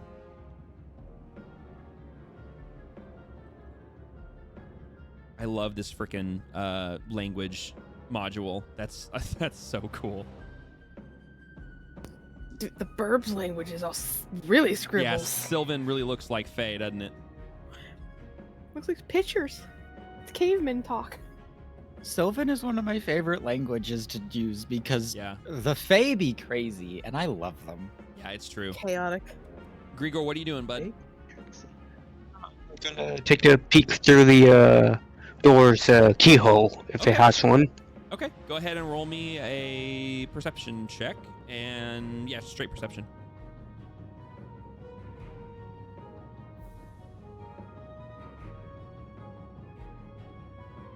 Oh, 18, yeah. You're able to look through the keyhole, and on the other side of the keyhole, you see light illuminating from a central point in the room. You can tell that it is a room of some kind, or at least from what you can see, there might be an opening further to your right. But directly in front of you, follows along a wall, and then it curves right, and there is a room of some kind, and it's full of more crates and boxes and what looks to be maybe paintings, and basically it looks very similar to the room you found before.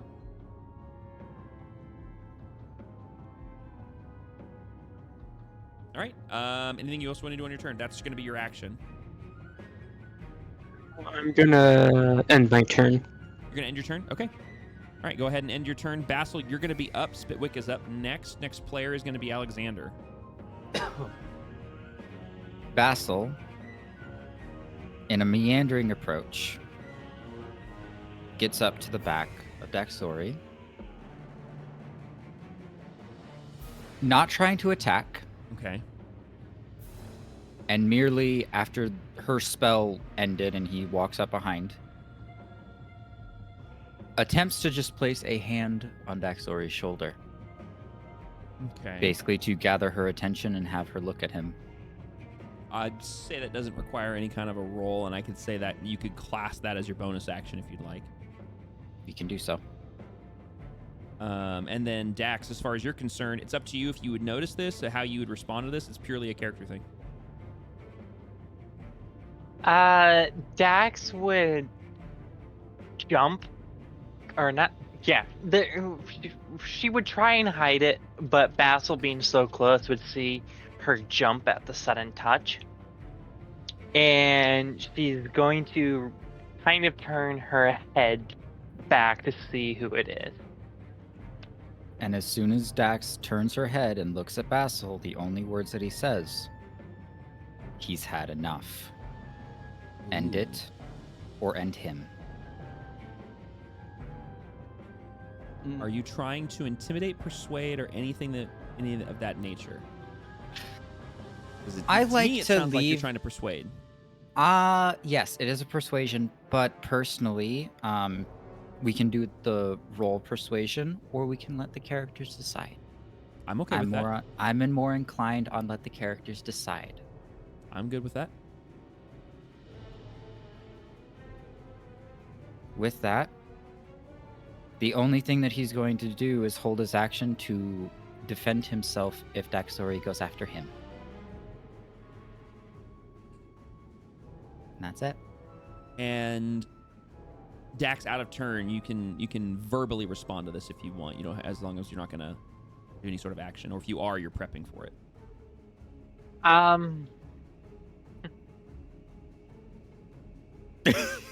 Ronald, I like that.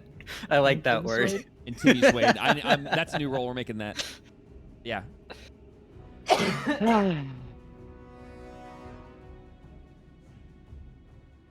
Dax is going to. She's gonna look back at the individual on the ground. She's going to look back at Basil briefly and kind of just nod. And she lowers. She lowers her defenses and doesn't look like she wants to kill the guy anymore. The only other action Dax will perform is after that little bit is he will remove his hand from Daxori's shoulder.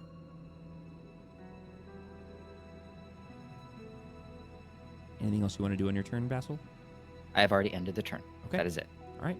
So it is I have now... a question. Okay, go ahead. Am I able to out of turn roll insight on Dax, or do I have to wait until my turn? No, you can roll in. Yeah, that's 100%. You can do that. So if you're rolling insight on Dax, Dax, you can then, if you want to roll, you can either roll. Well, what are you trying to insight on? I'm trying to insight whether you like your body posture. You say change to you no longer intend to do anything to the guy. I'm basically trying to figure out if there is like that's what Merrick sees, but he's trying to figure out if there is a hint to where you're giving false hope to Basil, but about to do something anyway. Are you feigning your action? Yeah. No. Basically. So I'm just gonna say I'm gonna automatically fail that. No. Basil has been immediately able to bring her back to and kind of calm her down. Nice. I'm here for it. Okay. All right. For future reference, those kind of Basil. things are totally cool to whisper each other. Yeah, I was just If gonna you want say. to keep the tension going. Yeah, if you guys want to keep tension there, and this goes forward for anything, if you're ever trying to roll an insight, you can either whisper me or the player. Any sort of those kind of things are 100% good to do that. Oh yeah. Basil's learning more and more how to talk to Daxori. I love it. I love it. I love it. Even though he is the more neutrally good-natured person, he knows exactly how to talk to her. I love it. So it's Spitwick's turn. He is just going to use his standard movement to move up next to Basil and Dax, and he would be he'd be arriving at the side of Basil probably about the same time that Dax is starting to calm down. And as Spitwick sees what's going on in more detail and sees Dax sort of coming down, he kind of just looks up at Dax and he has a concerned look on his face and is watching the... Do you still have a weapon in your hand after throwing the dagger? Yeah, I've got my second dagger in my hand. And he's basically just keeping an eye on your dagger, not on you per se. And he isn't going to say anything, and that's going to be his turn. Okay. Merrick, you are up. Talina, you're on deck.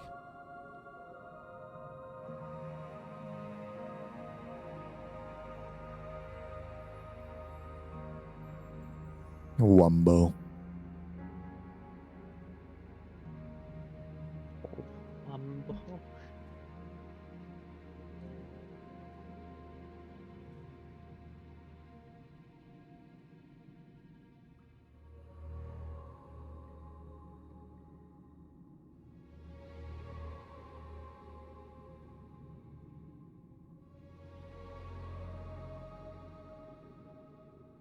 So what now?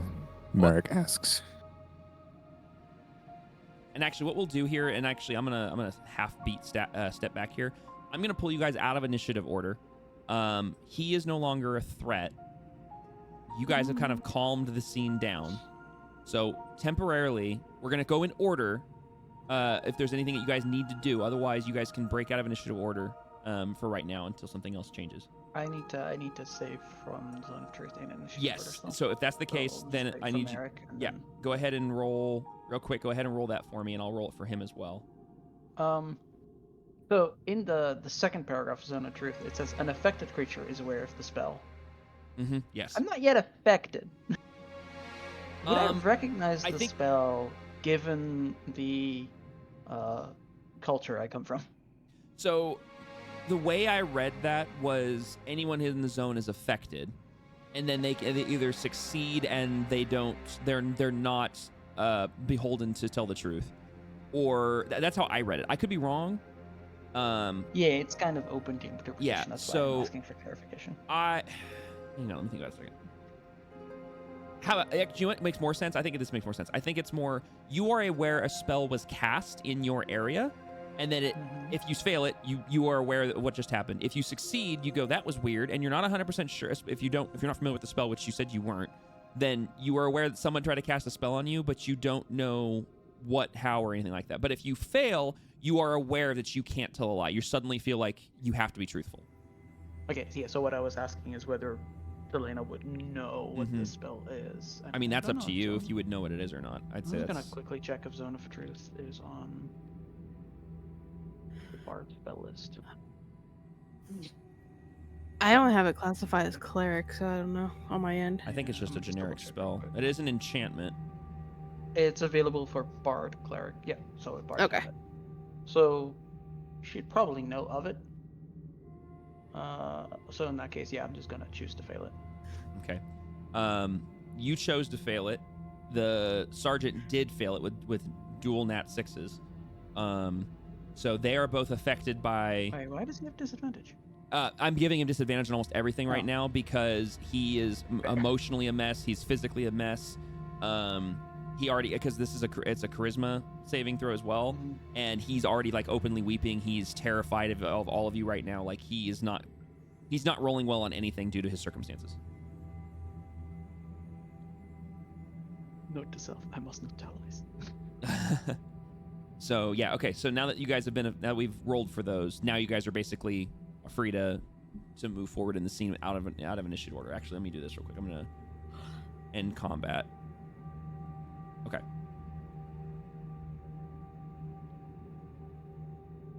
The Dexori is being calmed by Basil at the moment.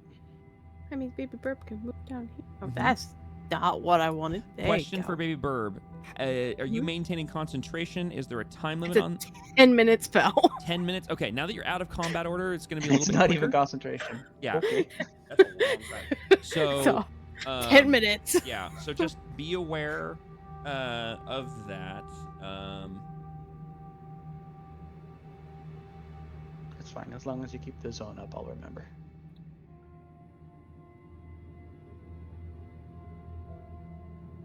Okay. You know what Foundry needs? A timer Yes, It they does have do. one. for It spells. has one built into it, but Unfortunately, it doesn't really work out of combat. No. It doesn't track time well, but Yeah. it's fine. So Telena's gonna carefully step away from Dax to see if she lashes out at all. And the moment she's out of melee range, pauses for dramatic effect. No, she does nothing. She's She kind of kneels- just still standing there with her dagger in her hand. She kneels next to the injured knee and starts looking it over, telling him that she doesn't mean to harm him. as you approach him, he shuffles back a bit, but he's already seen you cast Healing Word once where you healed up his wound, and you've already said before something about don't move and I'll help you. So he does shuffle back kind of out of response, but he doesn't shuffle, like, he doesn't move 5 feet away. He just kind of shuffles away from you a bit until he stops. Yeah, like a flinch reaction kind of thing. Yeah, and he doesn't say anything. He's just, like, tears are streaking down his soot-covered face from the fire. His face is flushed. His eyes are bloodshot. He is looking pretty rough. Yeah, so I'm gonna let my lyre hang off of the strap that I have it on, and I'm putting my shield down, and I'm just gonna, carefully examine the wound that is the arrow to the back of the knee. See if I can, safely retract it without causing bleeding, or if I should leave it in, or... Wasn't the arrow shaft disintegrated by fire? Yes, but not the arrowhead. The arrowhead is metal, so it's still lodged in the back of his knee.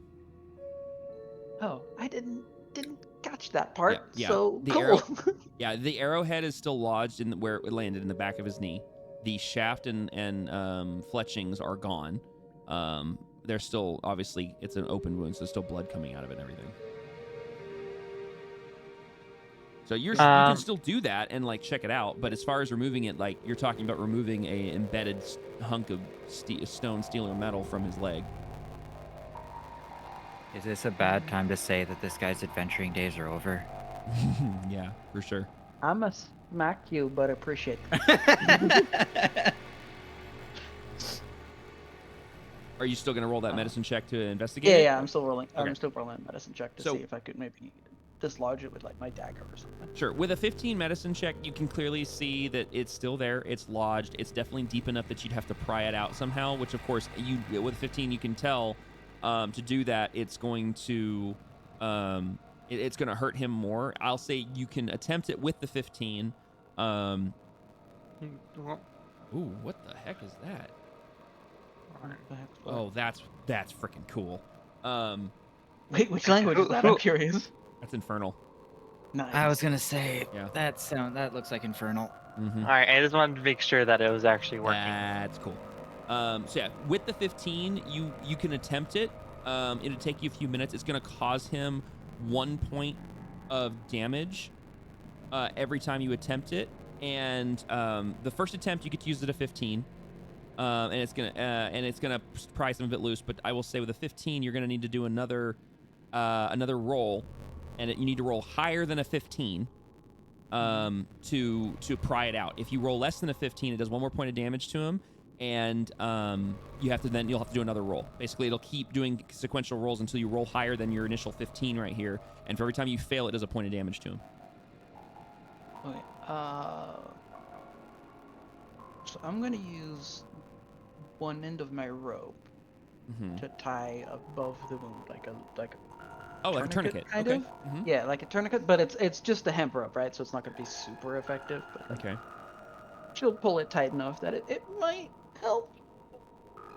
And she's gonna gently remove a dagger from her belt. Just removing that from And my- just ask him if he's okay with her trying to remove that. He looks at you, and then he kind of glances over toward Dax and the rest of the group, and then looks back. Just get it out of me, please. So that's a medicine DC 15. Yeah. So now what you're gonna do is you're gonna roll me another, do another medicine check, and you need to hit a 15 or higher. Otherwise, you're gonna do a point of damage to him, and you have to roll again. Yes, I got this. I got this. Yeah, you do. I got this. Well, dirty 20. Yeah. So without doing any additional damage to him, you're able to stick the tip of your blade into the wound, and you're able to just delicately twist and turn and pry, and it does start to come out. He does wince and groan in pain and let out a few yelps, but you're able to remove it without it doing any additional damage to the surrounding tissue. And yeah, you got it out successfully. Cool. Now, while this is happening, because this is taking a few moments for Talina to do this to the sergeant, the rest of you, what are you guys doing? Dax at this point has put away the dagger she had in her hand, and so the dagger that he took out of his leg and Mhm. threw, where would that have landed? Somewhere kind of around like somewhere in the hall over here, like kind of clattered to Okay. the ground. Yeah. So she puts it away and she starts to make her way back up the hall, her head kind of hanging low. And as she walks past Spitwick, Oswin, and Basil, she mutters something under her breath. Ooh.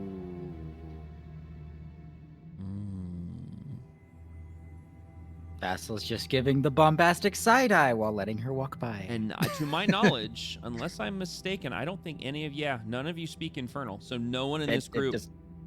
It's not ju- giving me common text so- under it. Infernal. I thought I so- picked up. Yeah, and to you guys, Infernal sounds like a series of breathy grunts and growls, as if you could picture a wolf trying to speak to you, without using like English words. And it's not a pleasant audio. It sounds like nails on a chalkboard to all of you guys from this plane. And this is if y'all want to pick up on it. So this would be more towards Oswin and Bastel because she's walking between those two. Hold on, I'm gonna DM this to y'all.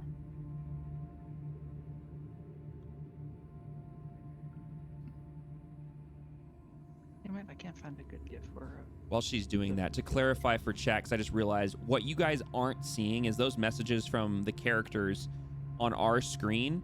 It's actually printing it in a series of characters that are basically quote unquote the written language of these languages. So the other players are seeing what appears to be this very Victorian-like gibberish font, very rigid and strict in lines and whatnot, and they cannot translate it. They just see gibberish unless they can speak the language. You as chat are reading exactly what is being said amongst the different languages, but the players can only see languages they can understand. Do I have the ability to post links in your channel? In my Discord channel or in my Twitch channel? In Twitch, yeah. You should as a VIP. As the VIP. Yeah. If not, I can fix it, but you should. Oh, hold on. Nope. Okay, hold on. Rude. Yeah. Okay, try now. VIP not immune. There you go. No one is immune. Alright. So I just DM'd both Dragon and Monhold what they would pick up on if they choose to do so as she walks by. And she's gonna kind of walk by. She's gonna go grab her dagger that the guy threw, and she's just gonna kind of go lean up against the wall up here by the corner and kind of just be out of the way for right now. Neon, I'm going to be rolling a insight check. Okay. For this, because I want it to kind of be a does Basil know or does he not? Okay. Yeah. You're rolling an insight on Daxori's... What Daxori had just said, just kind of get the context. I can roll it Okay. with disadvantage since I don't know the language, but it's a wisdom's kind of check, which Yeah. would be able to read body languages and everything. Sure. So I'm not going to say disadvantage because if you understood the language, you would just hear what she was saying. So Sure. I'm just going to say it's a straight insight check. Okay. And I'll say it's against... My wisdom of That's 13? That's exact. Well, you have a wisdom of 12. 12 plus 1. Oh, 12 plus 1. Yeah, we can do that. Yep. Yeah, so it'll be DC 13. Mhm. Oh, that was almost an 11 on my screen. That Doesn't was pick almost up an on it. 11. Yeah, so as she walks by and you're kind of watching her, I mean, you're not stupid, and you did just speak to her. Your body language is telling you there's more. Her body language is telling you there's more to this. This is not mindless violence. There is something emotional. There's something mental here that is driving this behavior. That is all you're able to pick up on. Mm-hmm.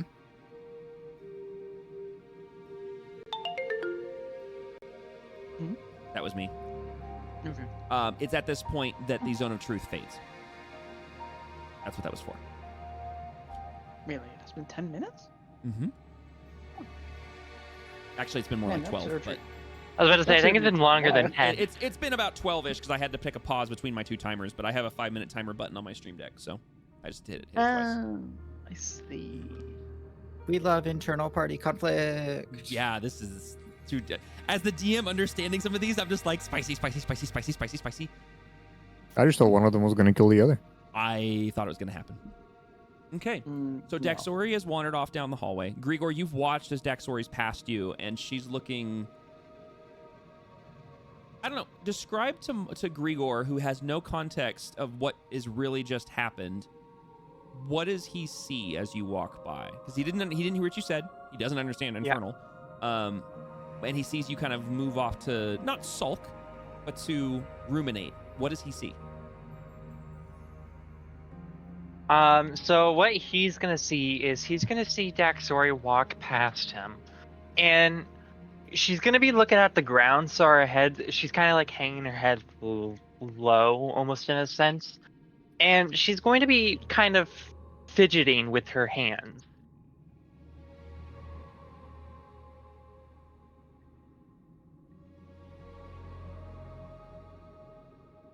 So, Grigor, you see this and watch her move over to a wall where she's still in visual line of sight from everybody. You are the closest to her. If you wish to do anything, you can. Otherwise, we can see what everybody else is doing.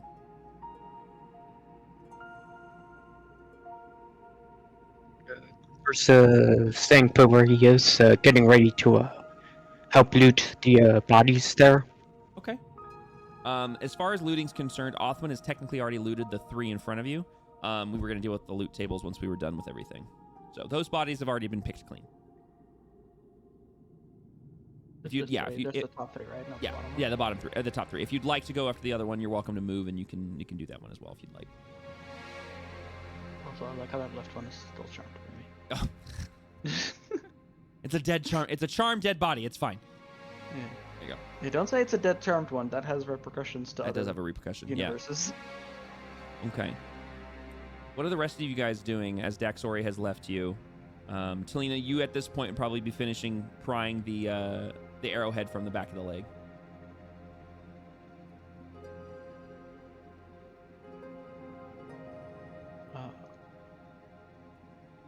I would ask Spitwick specifically if he could check around the corner to make sure there's no more trouble.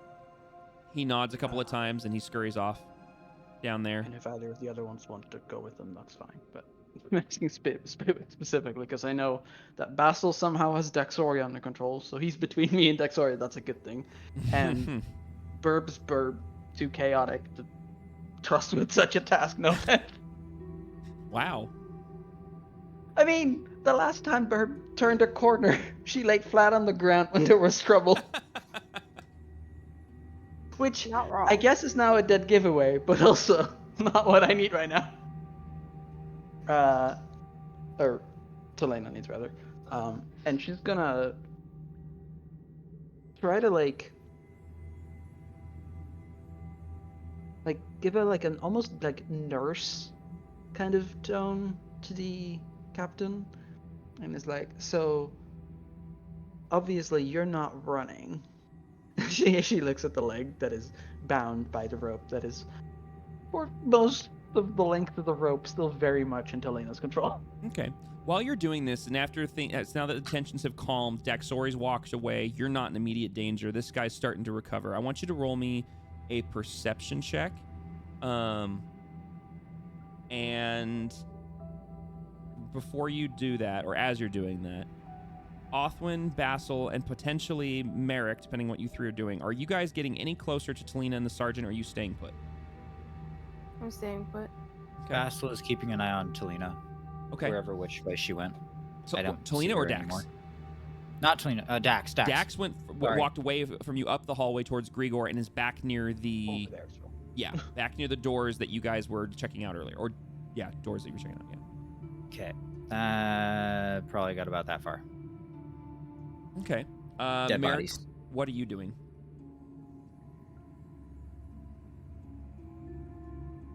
Okay, Merrick, I want you to roll me a perception check as well.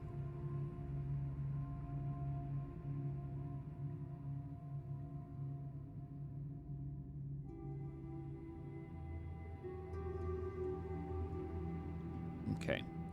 To make this work, I'm going to, in order to do a whisper to 2 people, I am going to deafen all other players except Merrick and Tyrope real quick. So give me a moment here so I can do this in Discord. Server deafen. Server deafen. Ooh, whispers, yeah. Oh my. I thought you would just send a DM or something. Okay. Yeah, no, I was like, because I want chat to be able to hear this, and I want YouTube to be able Let's to hear hope they're it not together. watching the stream. Yeah, if they are, they're gonna hear it. Turn off the stream. That'd be cheating. So, players, if you're listening, mute for a second. As you 2 are approaching this, well, as America, as you're approaching this body, and as Talina, as you're already here, you notice that there are blood stains on various parts of the upper torso of this individual, that don't match the wounds he's sustained, and you see another dagger on him that was normal accoutrement, and you can see blood on the pommel that's starting to dry, and you see blood coming out from the sheath looking like it's been sheathed bloody. Okay, that's it. So let me go ahead and undeafen them real quick. Wait, what? Huh. Oh, the implications of this. Okay, there you go. Sausage. All right. Hello, everyone. Welcome back. Sorry about that. I'm gonna have to figure out a better way to do that, but that's the first way I could think of. So I guess we I'm could make curious. a whisper channel and drag us into that. Yeah. maybe, but that breaks OBS because of the Oh, overlay. that does break the music stream for everyone. Okay. Yep, Drag it breaks everyone it else breaks into a lot of different things. channel. It breaks that. Yeah, It breaks that the works. OBS overlay. So Oh, yeah. Okay, fair. okay. Anyways, as Spitwick has reached the corner, he gets around the corner and turns around and looks. He says, there's a door here. It's just a door. That's the door. Okay, good. Can I investigate that further? Sure. How would you want to? Are you gonna get up on him and?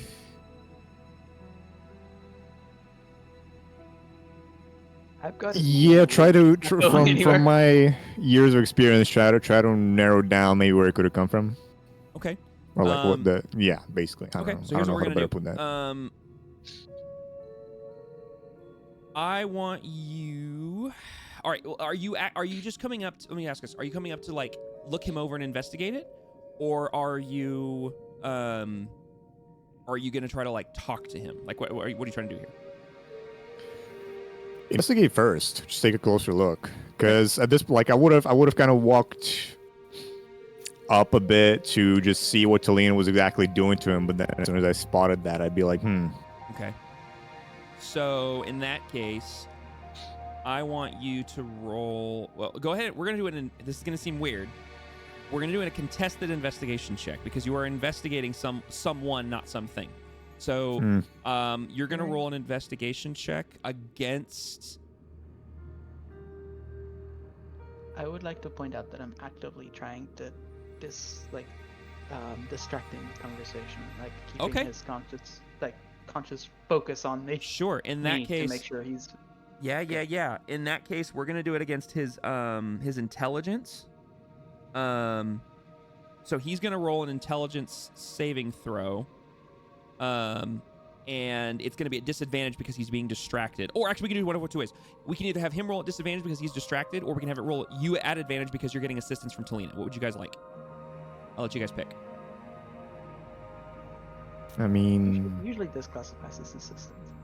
But I I'm think fine this with is that. written, it makes more sense for Yeah. you to roll at advantage, but it's sure, I can. I mean, I have +1 to investigation, so it sucks either way. But I can do it with Okay, advantage. so Oh, then- I just did it. I didn't mean to, and it's garbage. That's okay. So you rolled a 2 9s, really, guy? Yeah, I rolled. Wow, that was such a. I didn't mean to click it. I So glad we thought gave it was you gonna a- ask me for yeah. permission before actually rolling it as well. All right. Well, he is getting a straight roll then because you're getting the assistance. Orange.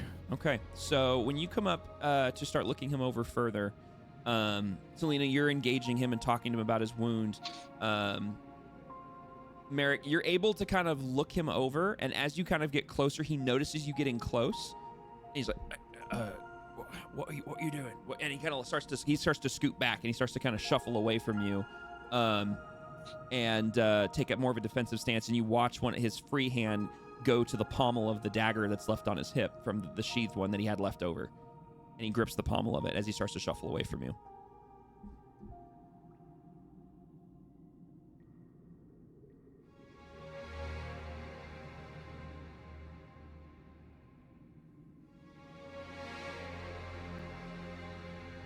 Wait, he's trying to move away from us while I have a rope tied around his knee? Well, he's that gonna work? He's shuffling, like he's on it. He's basically he's on his essentially he's sitting on his butt, and he's kind of holding his torso up with his his upper torso strength. His one leg no longer has a wound from the knife blade because that was the healing word from before. The other one that you just pried the arrowhead out of, obviously still hurts, and you still have the tourniquet around his upper leg, so he can't stand. But he's basically trying to kind of shuffle back as much, which is why he's not moving an actual 5 feet away. He's just kind of shuffling away from you is essentially how it's working. I sent you DM Yes, to hang on, confirm that I I'm remember things right. Yeah, let me confirm this for you.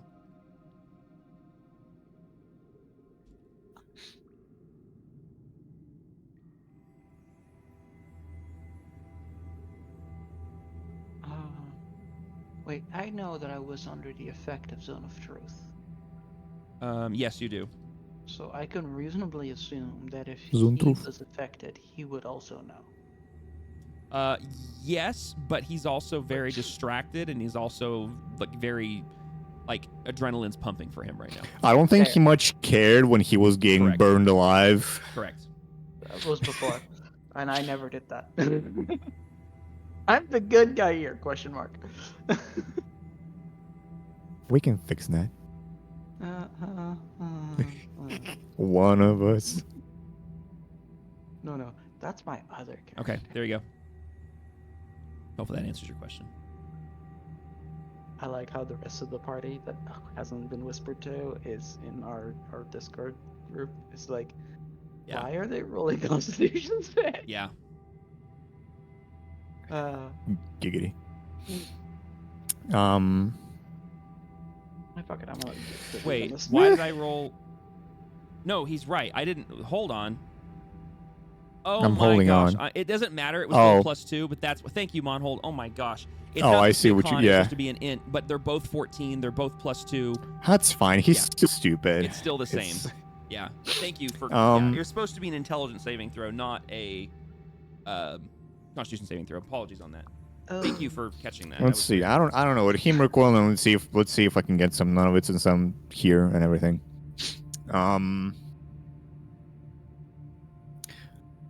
I look him over. I don't really get any visual cues due to the fucking 999. Mhm. Fucking 999. Let's see. How can I intimidate the fuck out of him so that he just dies out of fear? I don't know. Okay, well, while you're doing this, while you're looking him over, he's shuffling back. Talina, you're gesturing to him. Spitwick disappears around the corner, and you hear the sound of a wooden door creak open. And then you hear the shuffle of feet as it disappears, so implying Spitwick is walking away from you. And you Yeah, hear... Just to clarify, one set of feet, right? Yes, you only hear Spitwick's Okay, feet good. walking away. You silent for a moment, and then Spitwick returns back around the corner, looks both of you directly in the face, and you can visibly see the color has drained from his rosy little gnome cheeks, and his eyes are wide, and he looks like he's just seen a ghost. Ooh. And it's here that we're I gonna know what I'm stop doing. until the next episode. Until the next. Oh session. wow! How dare you? I know what I'm doing when the next episode picks up. I'm just going to investigate that straight up. Mary, need to whisper. And I'll need to take notes and whatnot. But yeah, we'll go ahead and stop it here for the night. I know that Burb is getting eepy. Dragon's getting eepy. Yeah. Just a little bit. Yep. So cool. Dragon is a bird. Tweet, motherfucker, tweet. Well, thank you guys very much for playing again. I know it's been I think it's just been 2 weeks since our last session, so we're actually doing pretty good on timing. But I've been itching for some D&D, so I'm very glad we were able to get together tonight. So thank you guys for making it happen. Thank you. Of course. Uh-oh. Yeah. Wow. I'll be honest, this is the first time I'm putting pluses and minuses behind my party members to figure out if I like them or not in character. Ooh, spicy. And I'm gonna let you know, some of you already have 2 symbols. I'm not gonna tell you which ones. I'm glad you're I'm using my already- system. I appreciate it. I was about to say, I'm very well aware that Dax has probably Has 2 2 or 3 negatives? minuses. Yeah. Yeah. Just wait till you meet the next character. Dax does have the lowest rating on my sheet. Yeah. I have to I say just found it though, alright. like as the DM, knowing, I mean, obviously because of the way we started this game, there's obviously like we all know there's not like a crazy amount of super big deep backstory going on. There's obviously each character has their own story and whatnot. But like knowing what I know and how it's playing out, I'm just like, spicy. I love it. I love it. It makes me happy. I accidentally have been following a lot of Basil's just kind of background stuff Mhm, without thinking about it. So, it's great. Well, and what's funny is Shadow made a comment earlier, not the infernal, but made a comment in passing that I think most people missed. I caught it, and as soon as she said it, my brain little light bulb went off, and then the infernal comment came out, and I was like, oh. So, Yeah, I did miss that. Yep, I'm here for it. So cool. Well, we'll go ahead and wrap I this don't up. even know what comment I made. I can DM it to you because you'll remember as soon as I send it, because you made a pretty good point about saying it, and I caught it and I was like, oh man. But yes, we will go ahead and normally I like to kind of like chit chat and everything, but like I know that people are getting sleepy. I know that some of you guys had some stuff you wanted to help me take care of, or you wanted me to help you take care of after session. So we'll go ahead and end session here, and we'll hang out in Discord and get some stuff sorted out. But we will be back next time, guys. I'm sorry. Wow. Jeez. Dang, dude. And on that note, On that bye note, chat, bye YouTube. yes, yeah. Bye everybody. We will we'll see you guys next time. Pay attention to the Discord for announcements. But yeah, we'll see you guys next time. Bye. Bye.